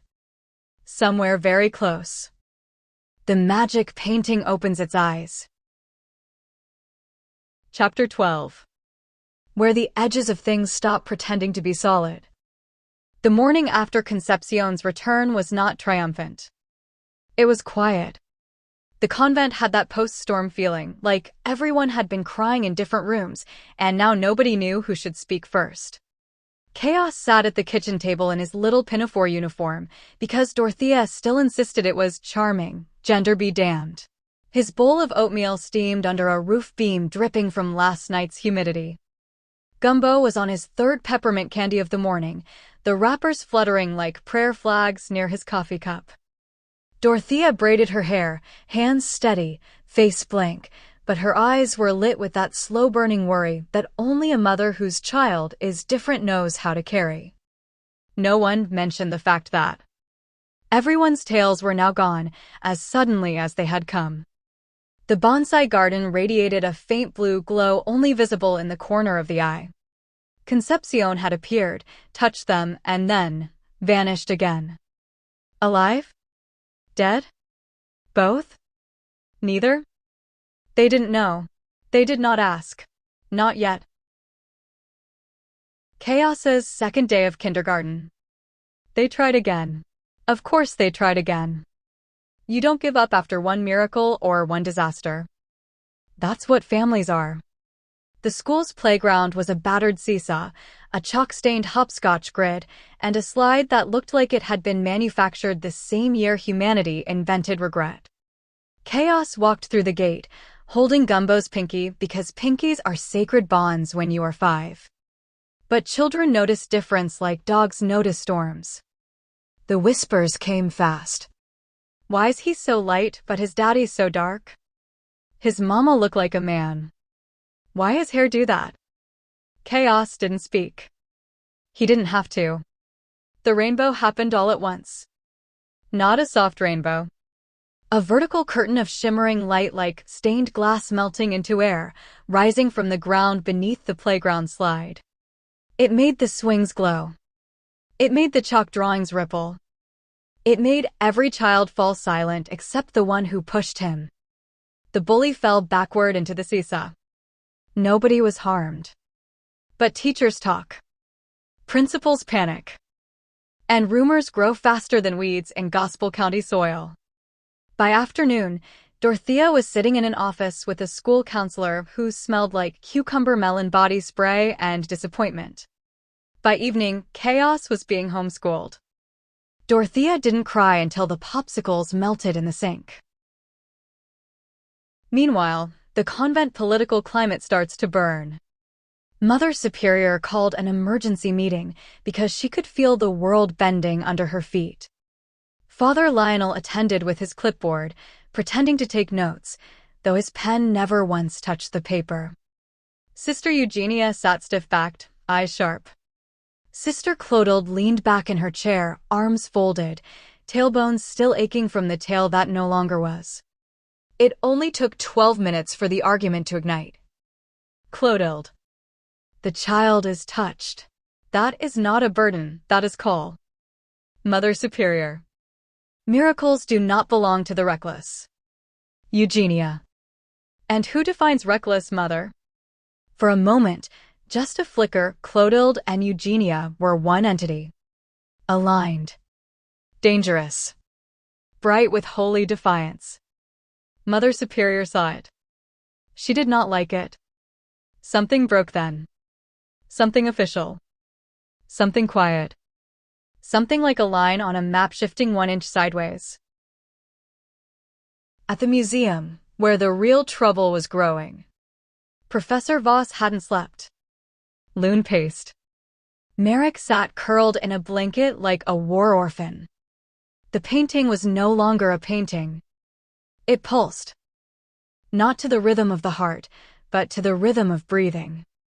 And then slowly it exhaled. When the mist cleared, he stood there. Professor Brigsby.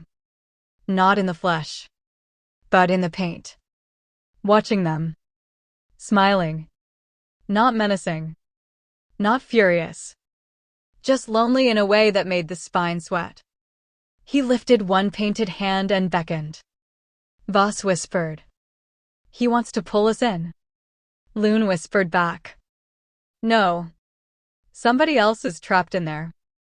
And then they saw it. Behind Brigsby. Barely visible. A figure made of pale light. Flickering. Reaching. A hand. With no shadow. Concepcion. The bonsai garden and the witnesses who shouldn't have seen. Germain walked the garden that night because he couldn't sleep. Mr. Pill followed because Germain shouldn't be alone. The old Chinese man followed because the world was turning again and someone had to hold the hinge steady.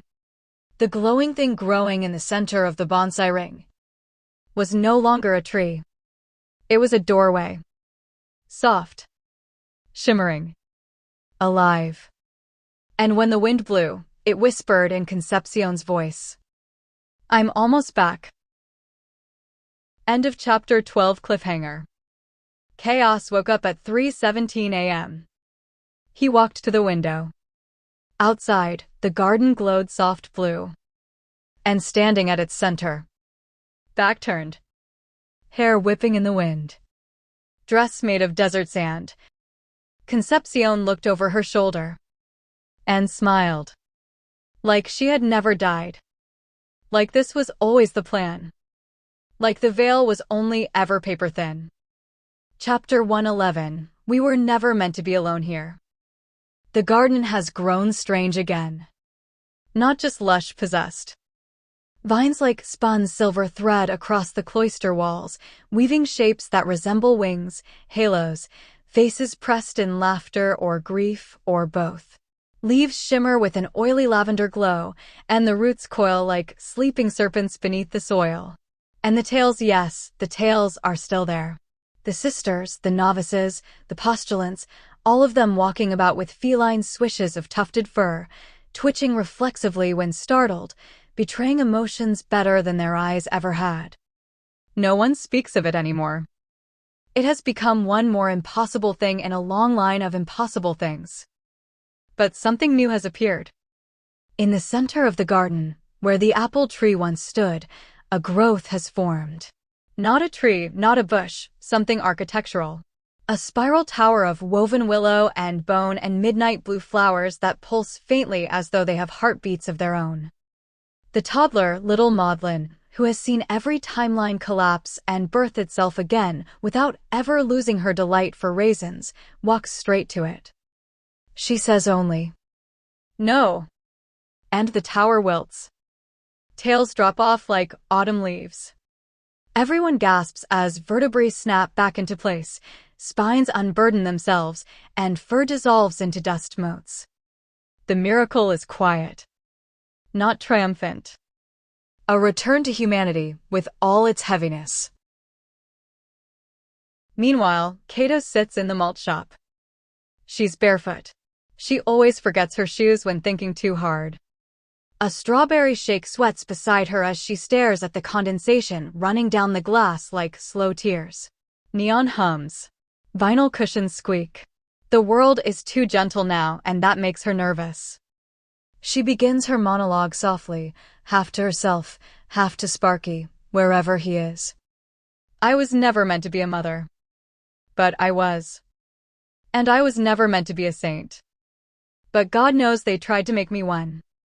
She remembers holding Gumbo and Dorothea, small warm bodies, mouths like blossoms learning to speak her name. She remembers the nightclub, the spinning lights, the heat of strangers' eyes, the music shaking the bones. She remembers Sparky's laugh, how it made even failure feel like a small joke whispered between conspirators of the absurd. Sean waits for me, she says, twirling the straw absently. And I love him. I do. But I don't know if love is enough to say yes to a future that feels already written. She considers returning to contemporary Christian music. The soft applause. The predictable melodies. The image of purity like a veil she never actually owned. No. I want something real, she says finally. I want to help people who don't believe they're allowed to be loved. Because, baby, that's all I ever was. Her decision is made. Not marriage yet. Not music as they want her to do it. She will build shelters, quiet places for the lost and the strange and the half-seen. Her purpose is not performance. It is refuge. She breathes out relieved. Near the convent gates, Sister Clotilde and Sister Eugenia circle each other like wolves with rosaries. Their feud, years old, layered with jealousy, misunderstanding, paranoia, finally breaks open when they both see her.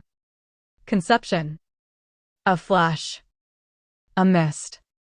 The memory of someone who died across every timeline and yet stands beneath the willow arch as though she simply stepped out for air. Clotilde reaches toward her. Eugenia grabs her hand. Their argument erupts, ugly, fast, claws out real. Words old as wounds. Then the public humiliation. Clotilde's hidden letters revealed, her pride stripped bare. She collapses, not defeated, but finally honest. Eugenia kneels beside her, not as victor, but as sister. They are enemies no longer. They are the only two who knew what it cost to remember conception at all. And watching all of this, from far away, on the other side of the magic painting, Mr. Willoughby, the archivist of forgotten doors, the keeper of timelines that folded incorrectly. He has been stitching, undoing, preserving. The threads tighten. He whispers, "It begins again." And just like that, Sister Supreme appears in the garden as though she simply walked into the scene from offstage. No spectacle. No crack of thunder. Just her smile, crooked, tired, knowing every version of every story that ever mattered. She gathers the sisters close. She touches Cato's face. She looks at Maudlin, the toddler who undid a curse with a single word. She says, "The door has opened. Do not be afraid. We will walk through it together." The world has been calling them Maudlin because the garden itself misremembered them, the way dreams misname familiar faces. But the child, the core soul beating beneath timelines, has always been Chaos. Chaos the gentle. Chaos the one who unmakes curses by speaking a single word. Chaos who has died and been reborn more times than the convent has windows. So now we let the story acknowledge it. Chapter 112, Chaos remembers their name. The garden quiets after the miracle. The sisters stand in awe, hands touching their backs where tails once sprouted. The air smells like overturned soil and cold rain, though the sky is clear. Chaos, small, barefoot, curls like a lightning storm, looks up at them all with wide, bright knowing. Someone whispers, "Maudlin has saved us." Chaos blinks. Their voice is small, but it carries like bells. Not Maudlin. I am Chaos. The wind shifts. The silver vines curl inward, like bowing. Every timeline that had blurred the truth. Snap. Back into alignment. Sister Eugenia gasps, as though remembering an entire lifetime she did not know she had lived. Sister Clotilde reaches her hand to her chest, where a phantom tail had been a moment ago. And where a scar that once marked a different death is now gone. Their eyes meet. Their feud ends not because of apology, but because the weight that fueled it dissolves. They sit side by side beneath the willow arch, exhausted and softened, like survivors of a storm they can finally name. But the veil has already begun thinning. And the convent is not alone.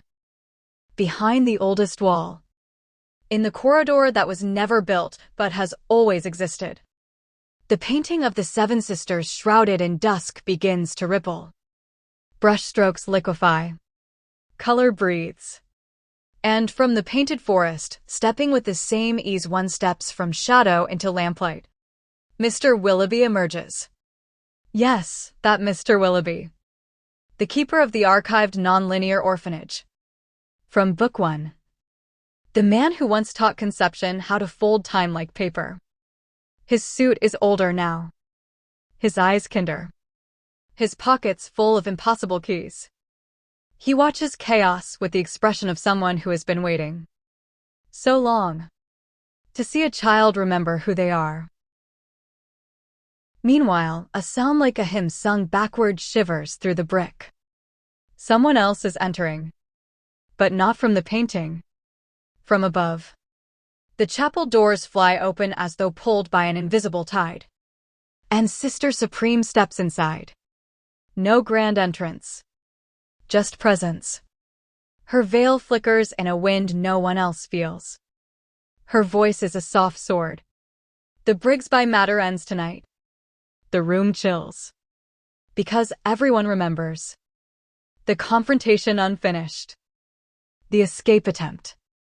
The gun fired but not killing. The loose thread that has shadowed every chapter since. Chaos takes Sister Supreme's hand. Their small fingers do not tremble. And elsewhere, the one who watches. In the rafters of reality, between the ceiling and the sky, someone is watching. Someone from before. From the first book. From the very beginning. Sparky. Not alive. Not gone. Something between memory and guardian. Cato feels him before she sees him.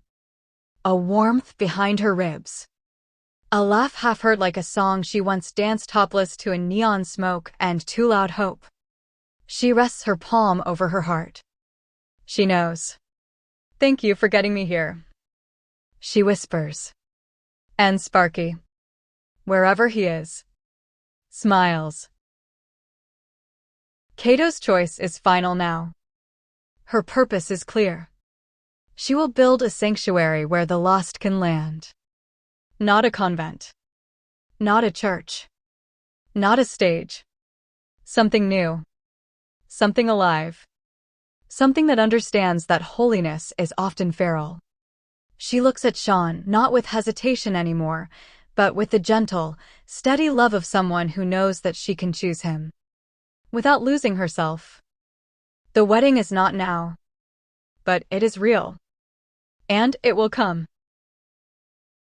Back to the convent. Sister Supreme lifts her hand. The veil, thin as mist now, tears open like lace. A corridor of night appears. They step forward. Chaos leading. Mr. Willoughby following. Clotilde and Eugenia side by side. Cato walking with purpose. Not afraid of the dark anymore. Because she knows. The dark is not empty. It's waiting. Chapter 113. The Corridor of the Split Paths. They step toward the corridor that Sister Supreme has opened. But Dorothea does not go with them. This is important. The story stops to acknowledge it. Dorothea is standing at the back of the chapel, one hand around Gumbo's, the other lightly touching Chaos's shoulder, the kind of touch that says, I nearly lost you once, and I will not risk that again. She watches Clotilde, Eugenia, Chaos, Sister Supreme, Mr. Willoughby, Cato, Lund, Voss, Merrick. All preparing to walk into that dream-thin hallway where Brigsby waits like a malignant riddle. Dorothea's voice is steady but low. I don't follow death. Not this time. Not with a child to raise and a husband to keep warm through winters. Gumbo squeezes her hand harder. His voice cracks like old floorboards. We stay. We guard the home fire. Chaos looks up at them, no protest, no sorrow, just recognition. Children who've lived across lifetimes do not need explanations. And so the party splits, but not in fracture. Instead, like a river branching into two noble veins. The corridor party, those walking into the veil. Chaos, small, barefoot, ancient. Sister Supreme, her veil whispering like a blade being sharpened. Sister Eugenia, jaw set, cigarette unlit but ready. Sister Clotilde, fingernails bitten to crescents, calm anyway.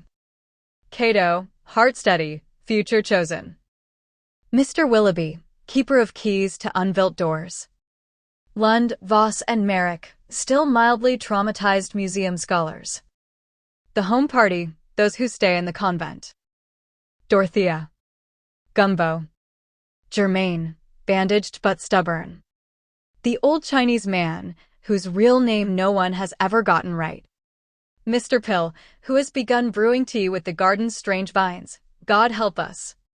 And floating between them all, like fog lit from the inside. Conception. Seen only for one half breath at a time. Alive and not. Dead and not. A ghost who chooses when her memory is allowed to hurt. The corridor itself. The group enters. The walls are neither walls nor air. They are fabric made of memory, patchwork scenes stitched from every version of reality that might have happened. A crucifix melts into a childhood tree.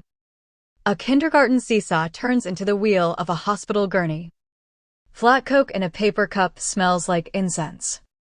President Reagan flickers by in a television reflection, shirtless and inexplicably ironing something with perfectly inverted nipples. We mention it only once, as requested. Clodagh whispers. This place remembers what we would rather forget. Eugenia replies. Yeah, well, so do I. They walk deeper. Meanwhile, back in the garden. Germain and the old Chinese man are kneeling in the dirt. The thing growing in the bonsai garden is now visible. Not a plant, not an animal, not a statue, not an organ. It is an idea, growing roots.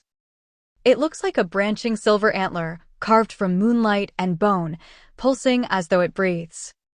Germain touches it. And sees every moment he ever regretted, but without shame. The old Chinese man touches it. And begins laughing, big belly deep laughter, like he finally remembered a joke he spent 6 decades trying to recall. The garden is becoming a place where grief composts into prophecy. Dorothea watches from the steps, arms crossed, thinking. If this turns into a cult, I swear to God I will beat someone with a yardstick. Gumbo. Fair. Back in the corridor, Brigsby awaits. At the end of the passageway is a door shaped like a mouth that forgot how to scream. Professor Brigsby stands before it. His glasses cracked. His hands shaking with obsession, not madness. He has been waiting. He has been watching. He speaks to Chaos first. Do you remember me? Chaos doesn't blink. I remember who you were. But you don't have to be that anymore. Brigsby flinches as if struck. Because forgiveness is sometimes the most violent possible weapon. Sister Supreme steps forward, cloak like a falling cathedral. This ends. Here. Brigsby's eyes fill. He does not reach for a gun. He reaches for redemption. But redemption is not always granted. Not yet. Not here. Not without fire. Chapter 114. The door opens. Book 3 continuing. The door does not open the way a door should. There is no hinge. No handle. No creak or crack of wood expanding under pressure. It breathes open. A slow exhale of warm, desert-dry air, carrying the faint scent of frankincense, old leather hymnals, and a funeral parlor that forgot it was closed. Sister Supreme raises one hand, palm outward, and the corridor quiets. Even the air seems to hold still. Chaos holds Cato's hand tighter, not out of fear, but to keep her in this reality, tethered, grounded. Her pulse is fast, hummingbird fast, but steady. Brigsby steps back. His posture is wrong. Like a man who has lived too long in hallways that do not lead anywhere. The room beyond the door is not a room. It is a chapel that never existed or existed once, then was erased, then remembered in the bones of the building like an ache from an old wound. The altar is a table of polished stone. The magic stone. The one the toddler touched years ago, when language was still optional and miracles occurred like hiccups. But now it is taller and glowing and humming like a huge wasp nest of souls. And on the altar is the Watcher. At first, they seem like fog with a heartbeat. Then the fog turns, just slightly. Just enough. And we see the face. The face is Scott. The armless, legless, bewildered, nap-prone doofus from Book 1. Except, he is no longer armless. No longer legless. He is tall. Radiant. Not angelic. That would be too clean. He is something older. Something earned.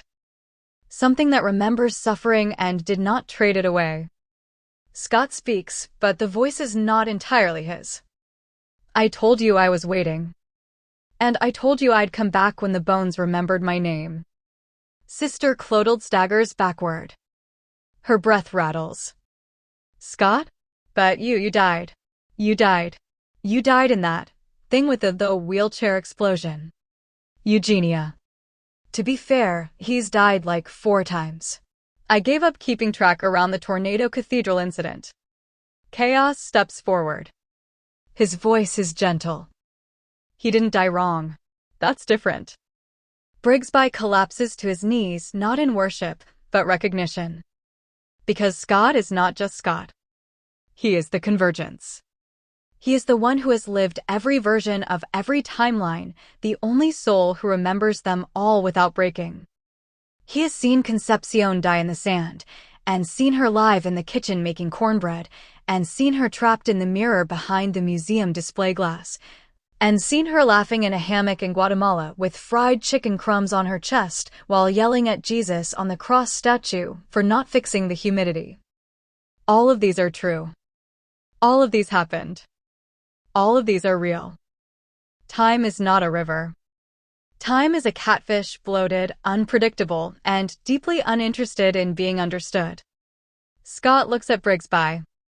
You didn't ruin anything. You only tried to hold too tightly to what couldn't be kept. Brigsby sobs, that terrible, gasping, back-of-the-throat sob that sounds like a child begging the world to not let the night come. Chaos steps forward and places a hand on his shoulder. The room brightens.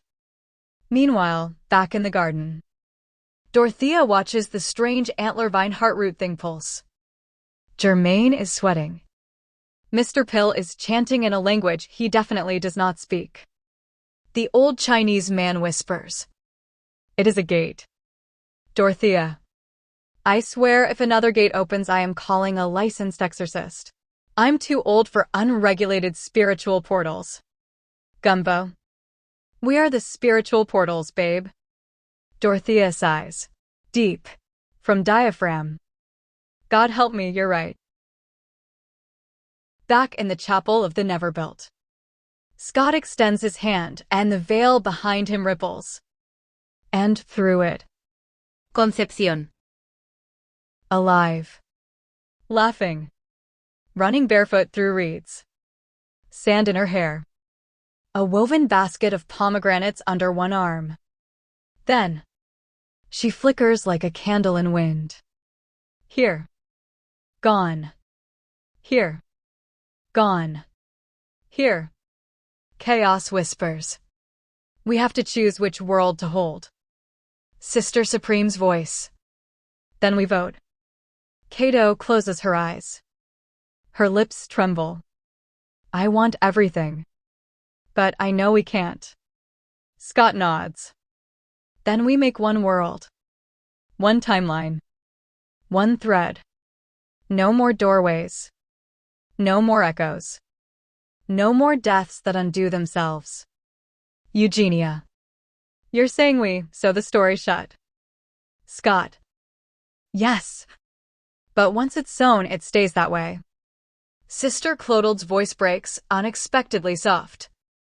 Then we must decide what and who is allowed to remain.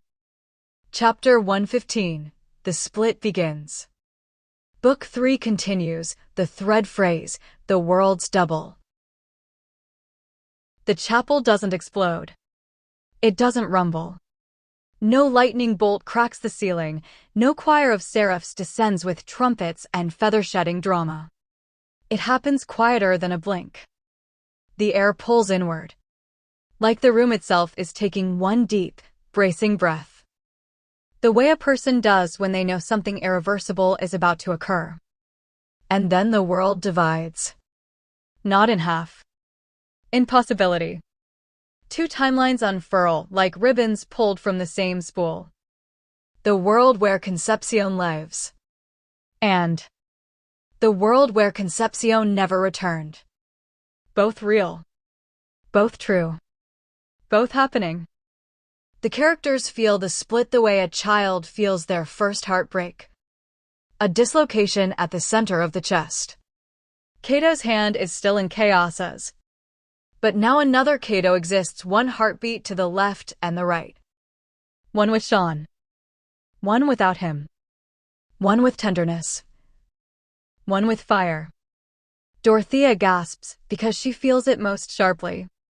She has always straddled worlds, woman and man. Mother in body and mother by pact. Healer and heretic. Devout and defiant. The split lifts her cleanly. Like someone snipping a thread too taut. Her eyes fill. Gumbo watches her with that surprising, ocean's-deep softness that comes only from old men who have seen too much and still choose tenderness. You still here, darlin'? Dorothea nods, but the nod has slow-motion ache in it. I'm here. Just so is the me that stayed. Gumbo. Then let her stay. And let you be you. I married this one. Chaos watches the split like a child might watch waves forming that no one else sees. He is 5. But also ancient. Kindergarten hasn't touched him yet. His curls are wild, his eyes enormous, his pinafore freshly ironed. From the split from the seam. Concepcion steps through. Not a ghost. Not a memory. Not a flicker. Concepción alive. Barefoot. Laughing softly, breathless from running through worlds. Hair messy with desert sand. Dress torn at the hem. Clothed is the first to break. Not dramatic. Not operatic. Just a sound like someone letting go of 10 years of tension at once. She falls to her knees. I didn't. I should have. Concepcion kneels too, steady, solid, living. Clothed. You loved me badly. But you loved me. I forgive the form it took. Clothed sobs. The kind that stains the inside of a throat forever. Sister Eugenia stands nearby, stiff as starched linen, pretending that she is not crying, while clearly crying. Cato places a hand over her mouth, quietly, beautifully undone. Sean whispers. She's real. Scott, still bright, still burning with timeline memory, answers only. She can stay. But the world will change to hold her. Brigsby flinches.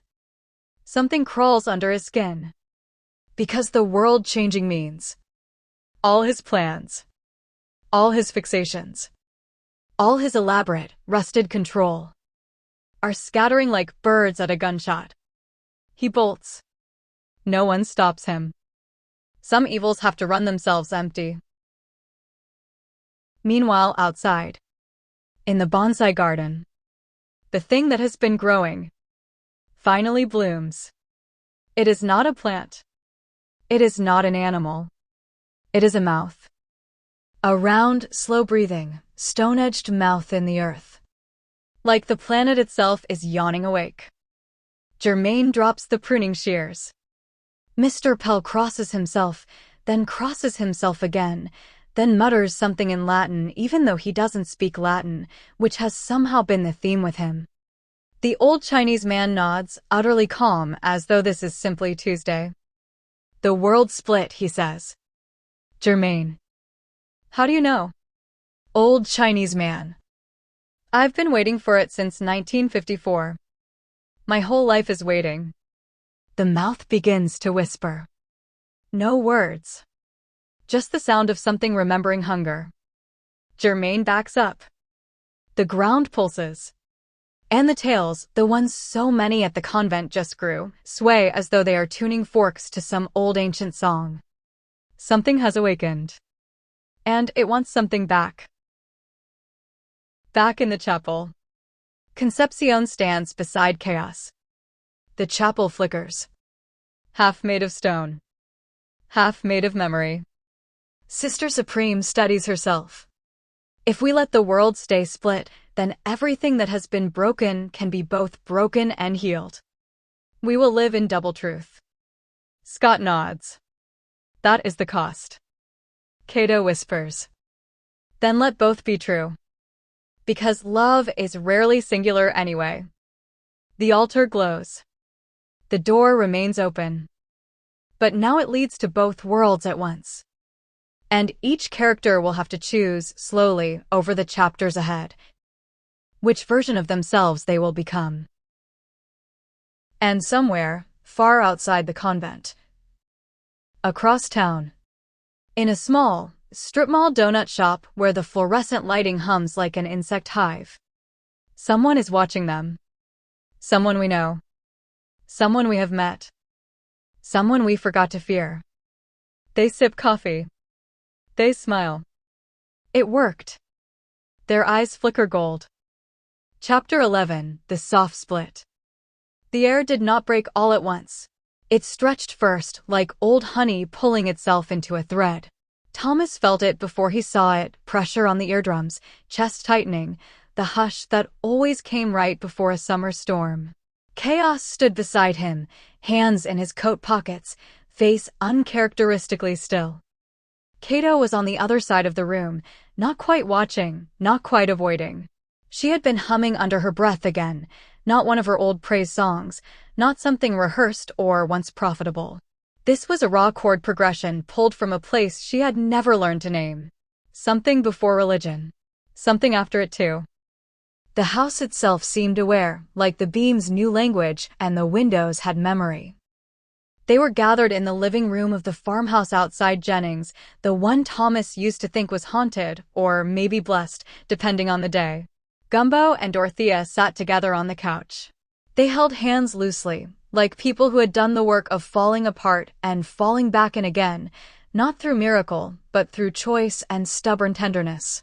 Eugenia hovered in a kitchen doorway, stern and patient like a woman who expected to be proved right eventually and was willing to wait for that moment forever. Lucy the black cat lay under the coffee table, tail flicking, eyes green as a balancing act between worlds. Chaos spoke first. It's thin now, he said. Not the door. The story around it.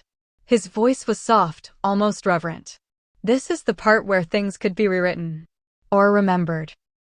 Thomas swallowed. His throat felt too narrow. You're telling me this was always leading here? Chaos shrugged one shoulder. Everything leads everywhere. That's the trouble. And the beauty. The soft thread of air thickened. The light in the room dimmed, not from darkness, but from depth. Like something enormous was approaching behind the world. Cato stopped humming. In those years, she said quietly, when I sang on stages with fog machines and earnest lights, I thought I was opening heaven. But it was just good audio engineering and a sales table in the lobby. She rubbed her forearm, slow. I found God again when I stopped looking where I was told he lived.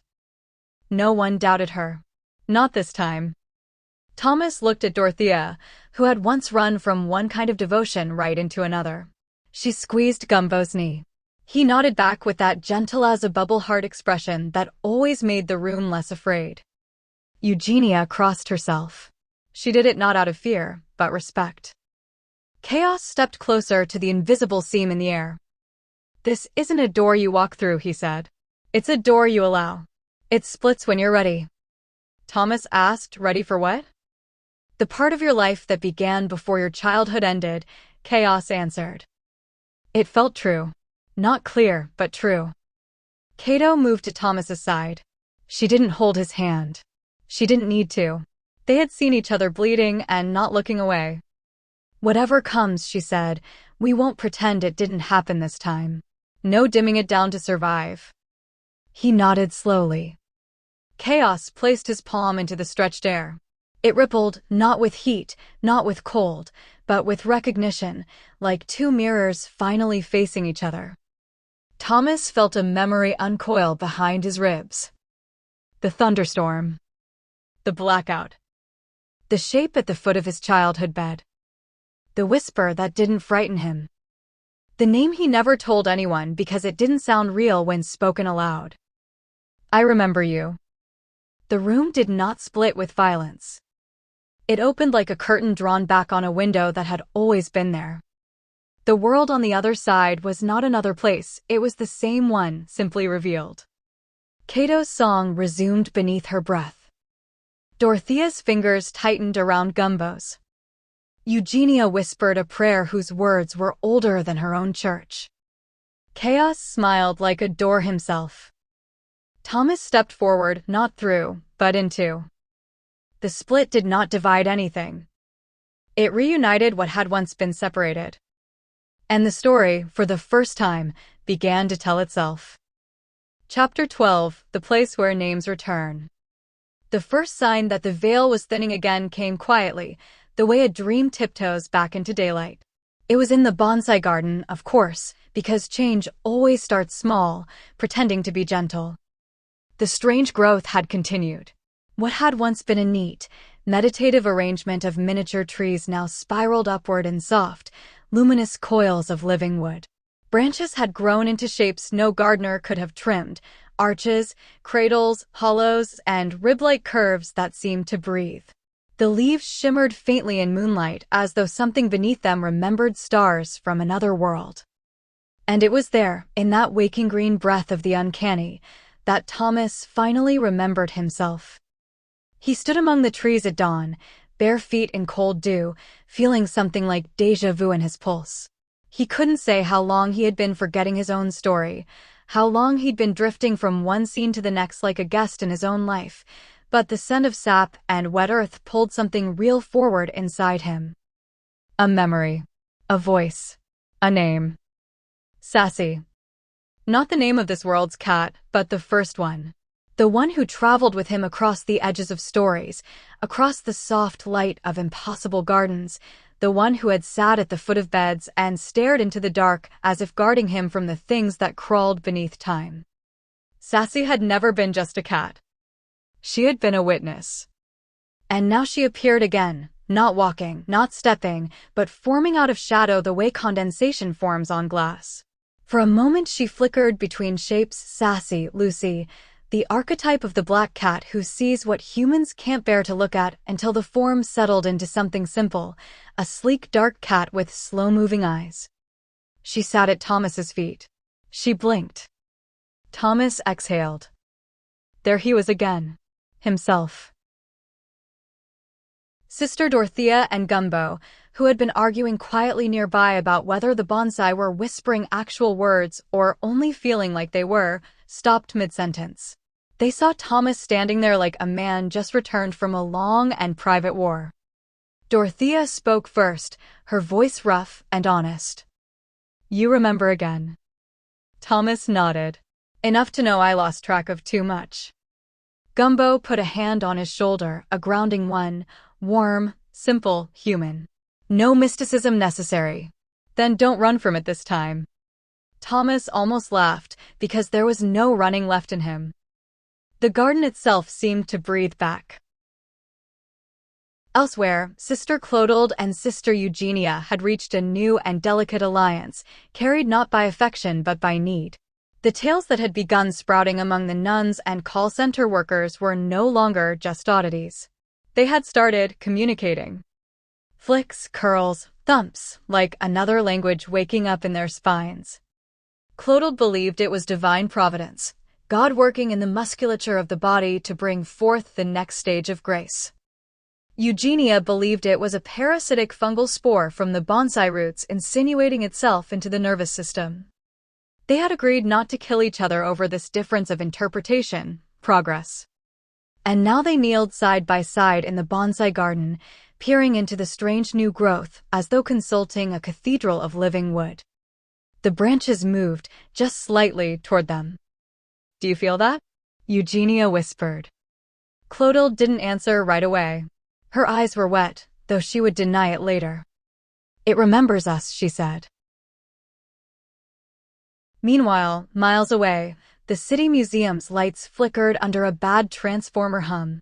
Professor Brigsby's shadow paced through the mineral gallery, watching the faint glow of the mirror stone, where the armless, legless Scott flickered in like a bad television reception, muttering riddles about doors and debts and the cost of returning.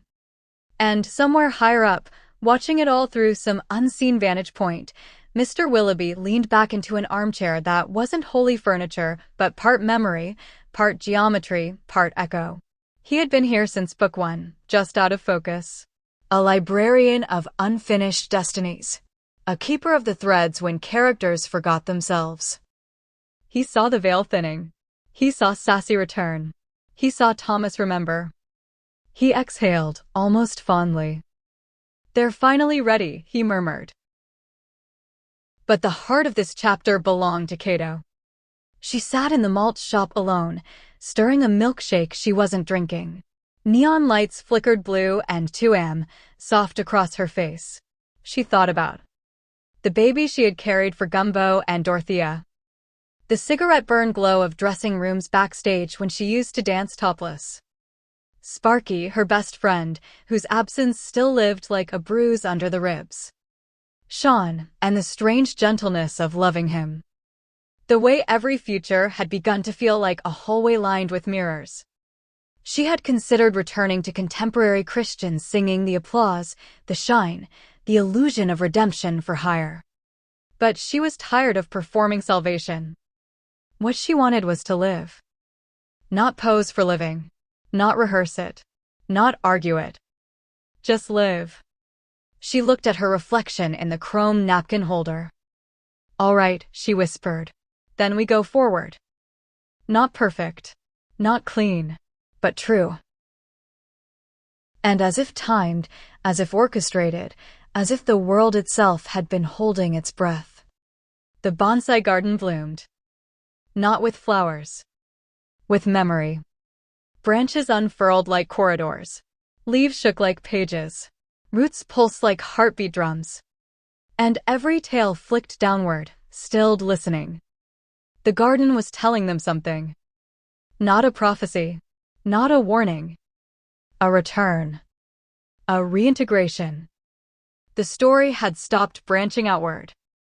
It was curling back toward the beginning. Toward the first dream. The first wound. The first opening door.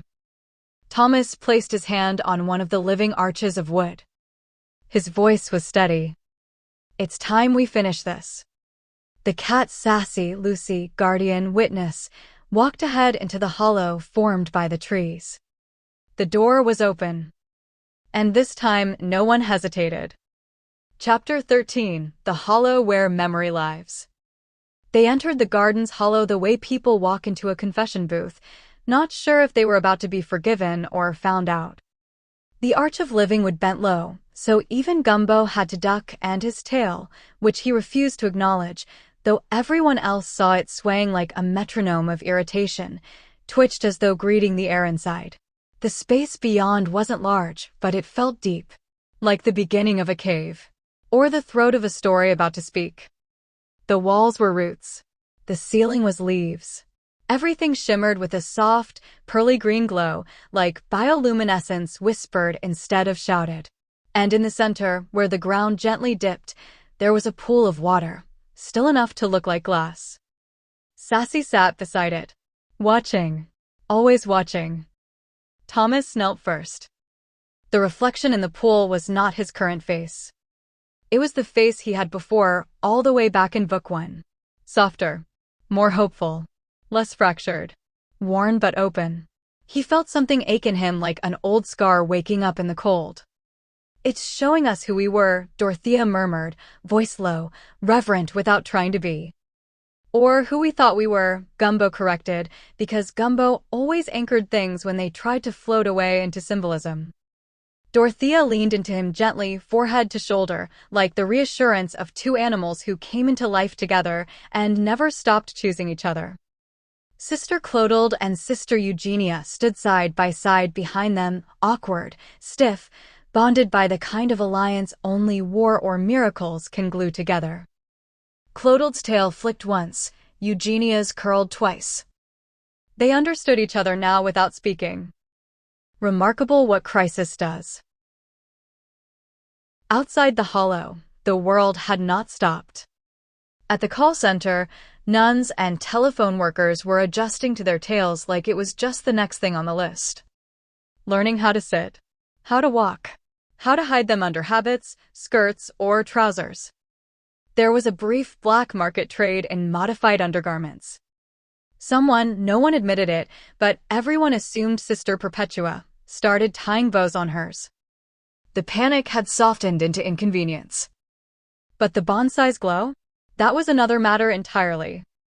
People could feel it now, like a hum in the spine, like a memory of a song they hadn't learned yet. And far away, Professor Brigsby was pacing his lair. Merrick, Voss, and Lund were still there, alive, tied to chairs but fed, because Brigsby was unhinged but also sentimental in a very specific way. His shadow stretched across the walls like something not wholly attached to him. He stared at the same mirror stone that Thomas had once used to cross time and memory and world. Scott flickered inside it, armless, legless, eternal, bemused. "You can't outrun your unfinished business," Scott said, in that strange voice like someone speaking into a fan. Brigsby's jaw tensed. "I'm not trying to outrun it. I'm trying to correct the narrative." "Same thing," Scott replied. The mirror stone pulsed. The garden pulsed. The world leaned closer. Back in the hollow, the water stirred. Not by wind. Not by movement. By recognition. Sassy stood up. Her fur shimmered once, like glitter catching dawn. Then she stepped into the pool. Her paws made no ripples. She turned to look back at them all slow, knowing, ancient. Thomas understood first. This is it. The place everything split from. Dorothea's voice trembled, just a little. The moment we broke the story? No, Sassy seemed to say without words. The moment the story broke us. The pool brightened. A single tree root above them pulsed like a heartbeat. The hollow warmed. Something began to open. A memory. A timeline. A wound. A doorway. Meanwhile, Cato was standing outside the malt shop now, the night air cool against her bare arms. She had made her choice, life, real life, messy life, and she felt that choice sitting in her like a clear bell. Sean was waiting down the street, leaning against a lamppost with his hands in his pockets and his heart shoved up in his throat like a teenager again. Cato walked to him. No melodrama. No speech. Just her hand finding his. Home, not as a place, but as a direction. The pool brightened again, and this time, it showed someone watching from the other side. A face. Familiar. Half-lit. The kind of face that had been waiting in the corner of every room they didn't want to look too closely into. Mr. Willoughby. Not a villain. Not a savior. Something older and stranger. The archivist. The remember. The one who keeps threads from tearing apart. He spoke without moving his mouth, his voice everywhere and nowhere. The door is open. You may return. But understand, memory heals only what you are willing to feel. The water stilled. No one moved. The whole world held its breath. Thomas reached out. But chaos, yes, chaos, that name was right, always had been right, tiny and bright and alive and absolute, stepped forward first. His tail flicked once. He smiled. And the pool answered him like a universe recognizing its own child. Chapter 14. The Door That Remembered Us. The pool did not explode or roar or flare like holy cinema. It simply shifted, like a pupil adjusting to light. The hollow around them warmed, and every leaf on every branch held still, as though bowing. Chaos stood at the water's edge, small hand lifted, not trembling, not frightened, just present. Whole in a way most adults never manage to remain. The water rose upward, not like a wave, but like a veil being drawn from a mirror. And behind it, Concepción. not translucent, not ghostly, not quite solid either. Her hair moved as if underwater, not wet, just floating in some softer gravity. Her eyes were tired, but not defeated. Her smile belonged to someone who has seen all of life's cruelty and somehow still finds the joke in it. Gumbo exhaled her name like he had been holding it in his lungs for years. Dorothea took one step forward, then another, stopped herself. Grief is a muscle memory. Sometimes the memory comes before the truth. Concepcion looked at all of them, but her gaze rested longest on Chaos. You did it, she said. You grew. Chaos nodded once, solemn as a priest in a comic strip. Are you alive? Germaine asked, voice cracking halfway through the last syllable. The answer was the kind that gets caught in the throat before the brain can sort it. Concepcion spread her palm open. And it was sand. Egyptian sand. The fine, ancient, whispering kind. It poured through her fingers and landed nowhere. I died, she said simply. More than once. But death is a door. I just kept finding the wrong handle. Clotilde chuckled, not because it was funny, but because shock has to escape somehow. Sister Eugenia whispered, Lord have mercy, in the cadence of a woman who has watched miracles wrought and disasters bloom, and no longer knows which is which.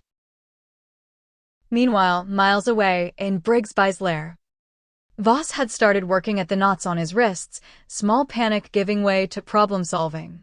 Merrick was quietly humming under his breath, a tune that had no melody but kept his mind from turning to water.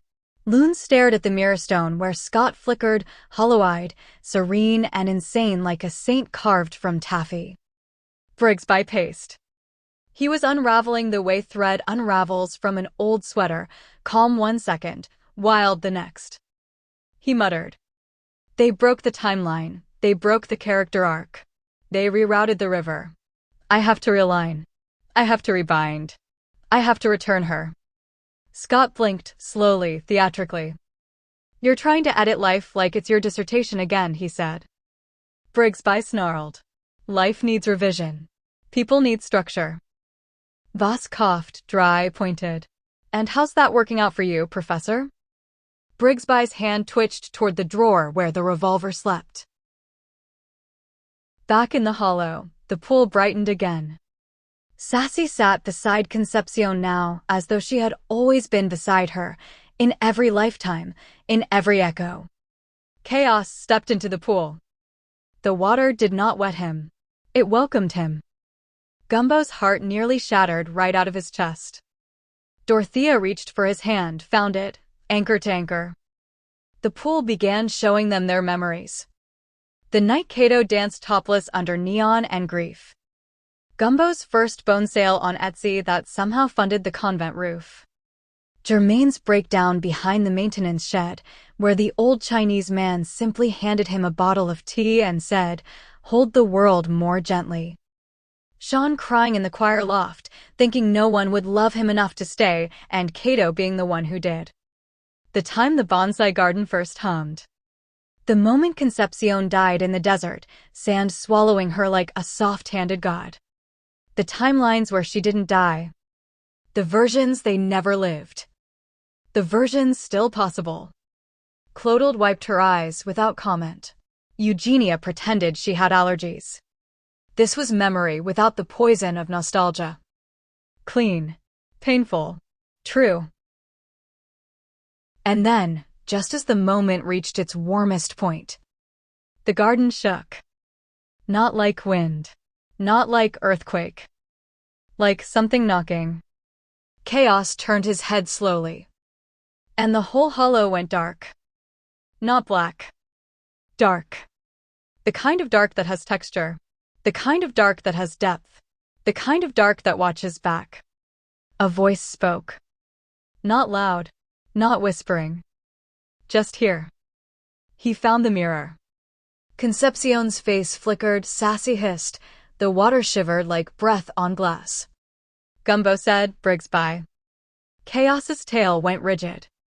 Dorothea whispered, we have to get them out of there. Sassy turned her golden eyes directly into Thomas's. Then you must choose who goes first. The pool brightened, splintering into paths, each one a timeline, each one a cost. Everyone froze. Because choice is only easy when it doesn't matter. Chapter 15: The Rescue, the rewrite, the snack break that wasn't really about snacks. The paths in the pool branched like veins beneath skin, fragile, shimmering, alive.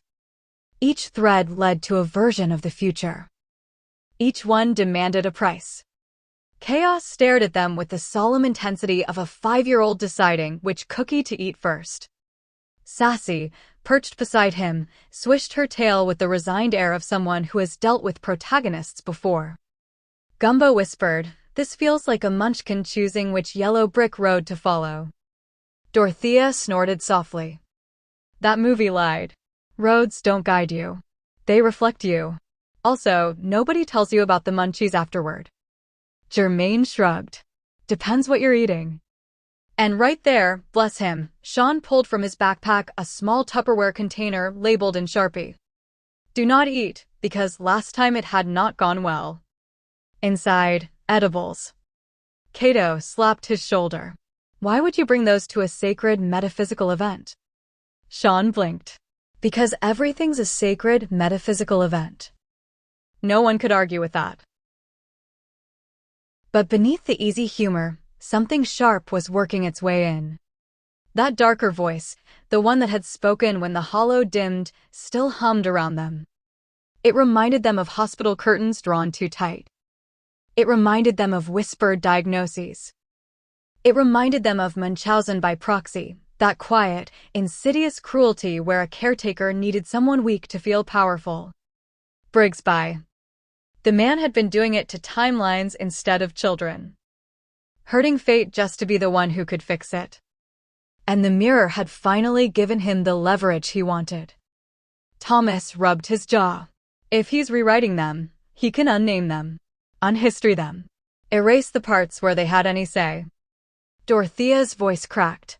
We just got Concepcion back in some form. I'm not losing her again. Chaos, who rarely spoke unless necessary, lifted his chin. We will go in. But not all of us. Some must stay. If everyone crosses, the door will collapse behind us. Silence fell like snow. Sassy hopped onto the moss stone in the center of the group and meowed once, sharp. Chaos translated, completely straight-faced. She says, no heroes. Heroes die. We need living witnesses. Gumbo exhaled. Which means we choose. The pool's light flickered and sorted itself into 3 possible rescue teams. 1. The fighters Dorothea, Germaine, and Merrick. 2. The tricksters Thomas, Cato, and Voss. 3. The ones who speak truth to madness, Gumbo, Sean, and Sister Eugenia. But the trick was, only one group could cross. And whichever group crossed would not return the same. Chaos looked at all of them with the kind of tired wisdom normally reserved for people much older, much sadder. Brigsby will expect force. He will expect cleverness. You cannot save the world by beating someone who thinks the world is his manuscript. He pointed at Gumbo. You have to talk to him. Gumbo froze. The big man who had never asked to lead anything, who had learned to carry grief quietly so others didn't have to. Dorothea touched his shoulder. Talking is what you do best. You make space for people to unclench. Gumbo said, voice unsteady, but what if I say the wrong thing? Sassy patted up his chest like a tiny, indifferent god and pressed her forehead to his. Chaos spoke again. Then the world ends slower, and we try something else. No comfort. Just honesty. The real kind. So it was decided. Gumbo, Sean, Sister Eugenia would enter the mirror realm to confront Brigsby. Everyone else would guard the door, Because a door is most sacred when it is not yet closed. Germain reached for the edibles. Should we? Dorothea slapped his wrist. Absolutely not. Sean shrugged and popped one in his mouth anyway. For courage. Gumbo sighed. For judgment. Sister Eugenia crossed herself. For mercy. The hollow brightened. The mirror rippled open. And reality split like paper. They stepped through. The world on the other side was Brigsby's mind, but rewritten like a children's book left in the rain. Pages stuck together. Colors bleeding into one another. Munchkins with hollow button eyes marching in circles chanting, "Everything is fine, everything is fine, everything is fine." A candy house that smelled like antiseptic wipes. A school playground where every swing hung perfectly still. The kind of place that was supposed to be whimsical. But whimsy under force is horror. Sean whispered, very softly, "I think the munchies were a mistake." Sister Eugenia didn't glance at him. That depends entirely on how we define mistake. Gumbo swallowed hard. We find him. We don't fight him. We don't try to break him. We remind him he's not the author. The Munchkins noticed them.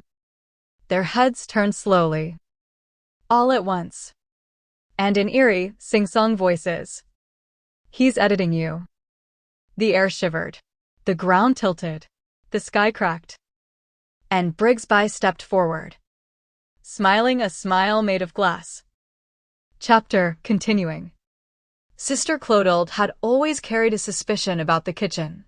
It was not the food itself, though the meals had taken on a strangely sweet smell lately, but the way Sister Eugenia supervised the distribution. Clotilde noticed who received extra, who received less, who received nothing, and how Eugenia's eyes tracked these small inequities like a ledger balancing in her skull. The younger postulants whispered half-jokingly that Eugenia treated the dining hall like Oz and the sisters like her personal brigade of munchkins, each one expected to hum and skip along in her candy cane choreography. But there was no skipping here, only obedience. And something about the sweetness had begun to ring alarm bells. Because the sweetness was not just sweetness. One afternoon, Clotilde followed Eugenia into the pantry, not sneaking exactly, just trailing her in silence as though conversation might have been expected. The shelves were lined with bags of flour, rice, dried lentils. And tucked behind them, a padded mailer of commercially packaged edibles, gummy bears, chocolate chews, pastel macarons that shimmered like lacquered fruit. Not ordinary candy. These were dosed. Precisely. Consistently. Clotilde watched as Eugenia measured out one, just one, and placed it inside a small paper wrap, sealing the edges carefully, the way one might wrap a sugar cube meant for a deer in winter. "So that's how you've been keeping them quiet," Clotilde murmured. Eugenia didn't jump. She didn't turn. She only tied the twine around the paper parcel and placed it into a wicker basket, among loaves of bread. "It isn't poison," Eugenia said. "No one has died." "That's a low bar for care," Clotilde answered. Finally, Eugenia faced her. They were close enough now that Clotilde could see the veins in her eyelids, the small quiver at the corner of her mouth. But the expression she wore was not guilt, it was effort. The effort of someone trying to keep a dam from breaking. "You think I am hurting them," Eugenia said. "But I am trying to keep them here. To keep them rooted. The veil is thinning. It has been thinning for months. The dreams. The visions. The sightings of Concepcion in the corner of the eye. You think that is happening only to you?" Clotilde swallowed. "You're drugging them to keep reality from splitting," she asked. "I'm not drugging them." Eugenia's voice cracked now, just for one breath. "I am buffering them." A silence fell that felt padded, insulated, like a confession booth thick with incense. "You do realize," Clotilde said softly, "that this is exactly how Munchausen by proxy works. Keeping people sick just enough so they can't leave, so they need you. So they depend on you to tell them what's real." Eugenia's eyes flickered. "Private wound. Private rage." "They already depend on me," she said. "Because I am the only one who sees what's coming." Clotilde thought of the mist-shaped outline she had seen just that morning by the chapel doors, the brief silhouette of Concepcion clutching her rosary, like someone drowning clutches a rope. Gone before Clotilde could blink. She thought of the sound, the faint bell, not from any bell in the building, but something deeper, lower, like a submarine calling from beneath an ocean floor. "We need to tell Sister Supreme," Clotilde whispered. At that, Eugenia laughed, not kindly. "A bark, a spark. You think she doesn't already know?" she said. "She is the one listening for the breach." Clotilde felt cold in the ribs. A chilled clarity. "Then what do we do?" Eugenia stepped closer, no longer enemy, no longer exactly friend. Something stranger. Something truer. "We do not escape," she said. "We prepare." A sharp noise shattered the quiet, running footsteps from the corridor. A young postulant burst in, face white as bleached linen. "They're here," she gasped. "The Watchers. The ones from the Brigsby incident. They've found us." The air changed. Clotilde felt it like pressure in the skull. Eugenia's hand went to the basket, not for the edibles. For a small iron key sewn into the lining. She looked at Clotilde with the calm of someone who had been waiting for this exact moment to arrive. "It's time." Clotilde nodded. No hesitation now. Frenemies had become something else entirely. Partners. And somewhere, in the hallway, just at the corner of vision, Concepcion flickered like a candle in a breeze, half there, half not, her lips forming a single silent word. "Run." Continuing. The hallways of the convent never felt long until running through them became necessary. Clotilde and Eugenia moved fast, long habits snapping like flags behind them, while the postulant stumbled ahead, breath hitching, shoes slapping stone. At the stairwell, something stopped Clotilde cold. A smell. Butter. Sugar. Toasted pecans. Sister Dorothea, Pauladine in a wimple as the novices sometimes muttered with fond irreverence, was standing in the center of the corridor holding a tray of warm pecan pinwheels. Fresh baked. Soft. Sticky. Impossibly ill-timed. Her smile was beatific and unbothered, like the building wasn't trembling with unseen threat. "Bad morning for pastries?" Dorothea asked. Eugenia didn't break stride. "They've come. From Brigsby." Dorothea's smile softened into something older.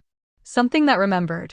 She set the tray aside, very gently, like placing a baby down, and wiped her hands on her apron. "Then we must go," she said. "Gumbo is already outside with the truck running." Clotilde blinked. How did he know? Dorothea gave a shrug that was almost Parisian. Love knows. Or maybe the dog barked. Hard to say. They ran again. Outside, the world was brittle with late autumn light. Leaves blew across the courtyard in spirals, pinwheel spirals, caught in a crosswind that made the air shimmer slightly, like heat rising off asphalt. But it wasn't heat. Not quite. More like reality thinning at the seams. Gumbo was already in the driver's seat of the old Ford, fists tight on the steering wheel, jaw set in that way of his that suggested he had once been capable of violence and had survived it long enough to age. Clotilde, Eugenia, Dorothea, and the postulant piled into the back. Before the truck could lurch forward. Gunshot. It cracked the air like the sky itself split. Clotilde fell back against the side of the truck, breath gone, vision white. For a heartbeat she thought she had been hit, but it was Eugenia who collapsed against her, clutching her own shoulder, blood blooming like stigmata through her sleeve. Not divine. Just mortal. Painful. Real. But the timing, damn the timing, felt symbolic. Like the wound predestined. Clotilde wrapped an arm around Eugenia, pulling her close. Eugenia didn't cry out. Her teeth clenched, eyes burning like a furnace window. "Drive," she hissed. Gumbo slammed the truck into gear. As they sped down the gravel road, Clotilde looked back. There, standing at the edge of the courtyard, was him. Not a guard. Not one of Brigsby's men. The Watcher. From Book 1. Mr. Willoughby, Except not quite Mr. Willoughby. The way one might not quite be themselves when writing under a pen name, same essence, different presentation. A mask of identity rather than a body. He looked exactly like he had then, pressed gray coat, hands folded in front of him, calm as though observing a museum exhibit. He had always been watching. Never interfering. Never speaking. Now he raised his hand, not waving, simply indicating that he acknowledged their escape. That it was permitted, or expected, or necessary. The veil between worlds flickered like a torn film reel. And in that flicker, just behind Willoughby's left shoulder, Clotilde saw Concepcion again, face half shadow, half light. Her expression held no terror this time. Only urgency. A message with no voice. Not every pursuit is chased by the living. The truck hit pavement. The convent shrank in the rear view. The world stretched ahead in a long ribbon of unknown. Eugenia's bloodied hand gripped Clotilde's forearm. "You know what's next," she whispered. Clotilde swallowed hard. Her voice came out ragged, but true. "Yes, the push-posh tea room on the North Highway." Dorothea nodded. "The one with the floral wallpaper and the weird porcelain clowns." "And the basement," Clotilde added. "The basement," Eugenia echoed. "Where the fracture in the veil had first begun. Where this all started. Where it all had to end." The truck drove on, wheels humming beneath them, like a prayer, like a warning, like a countdown.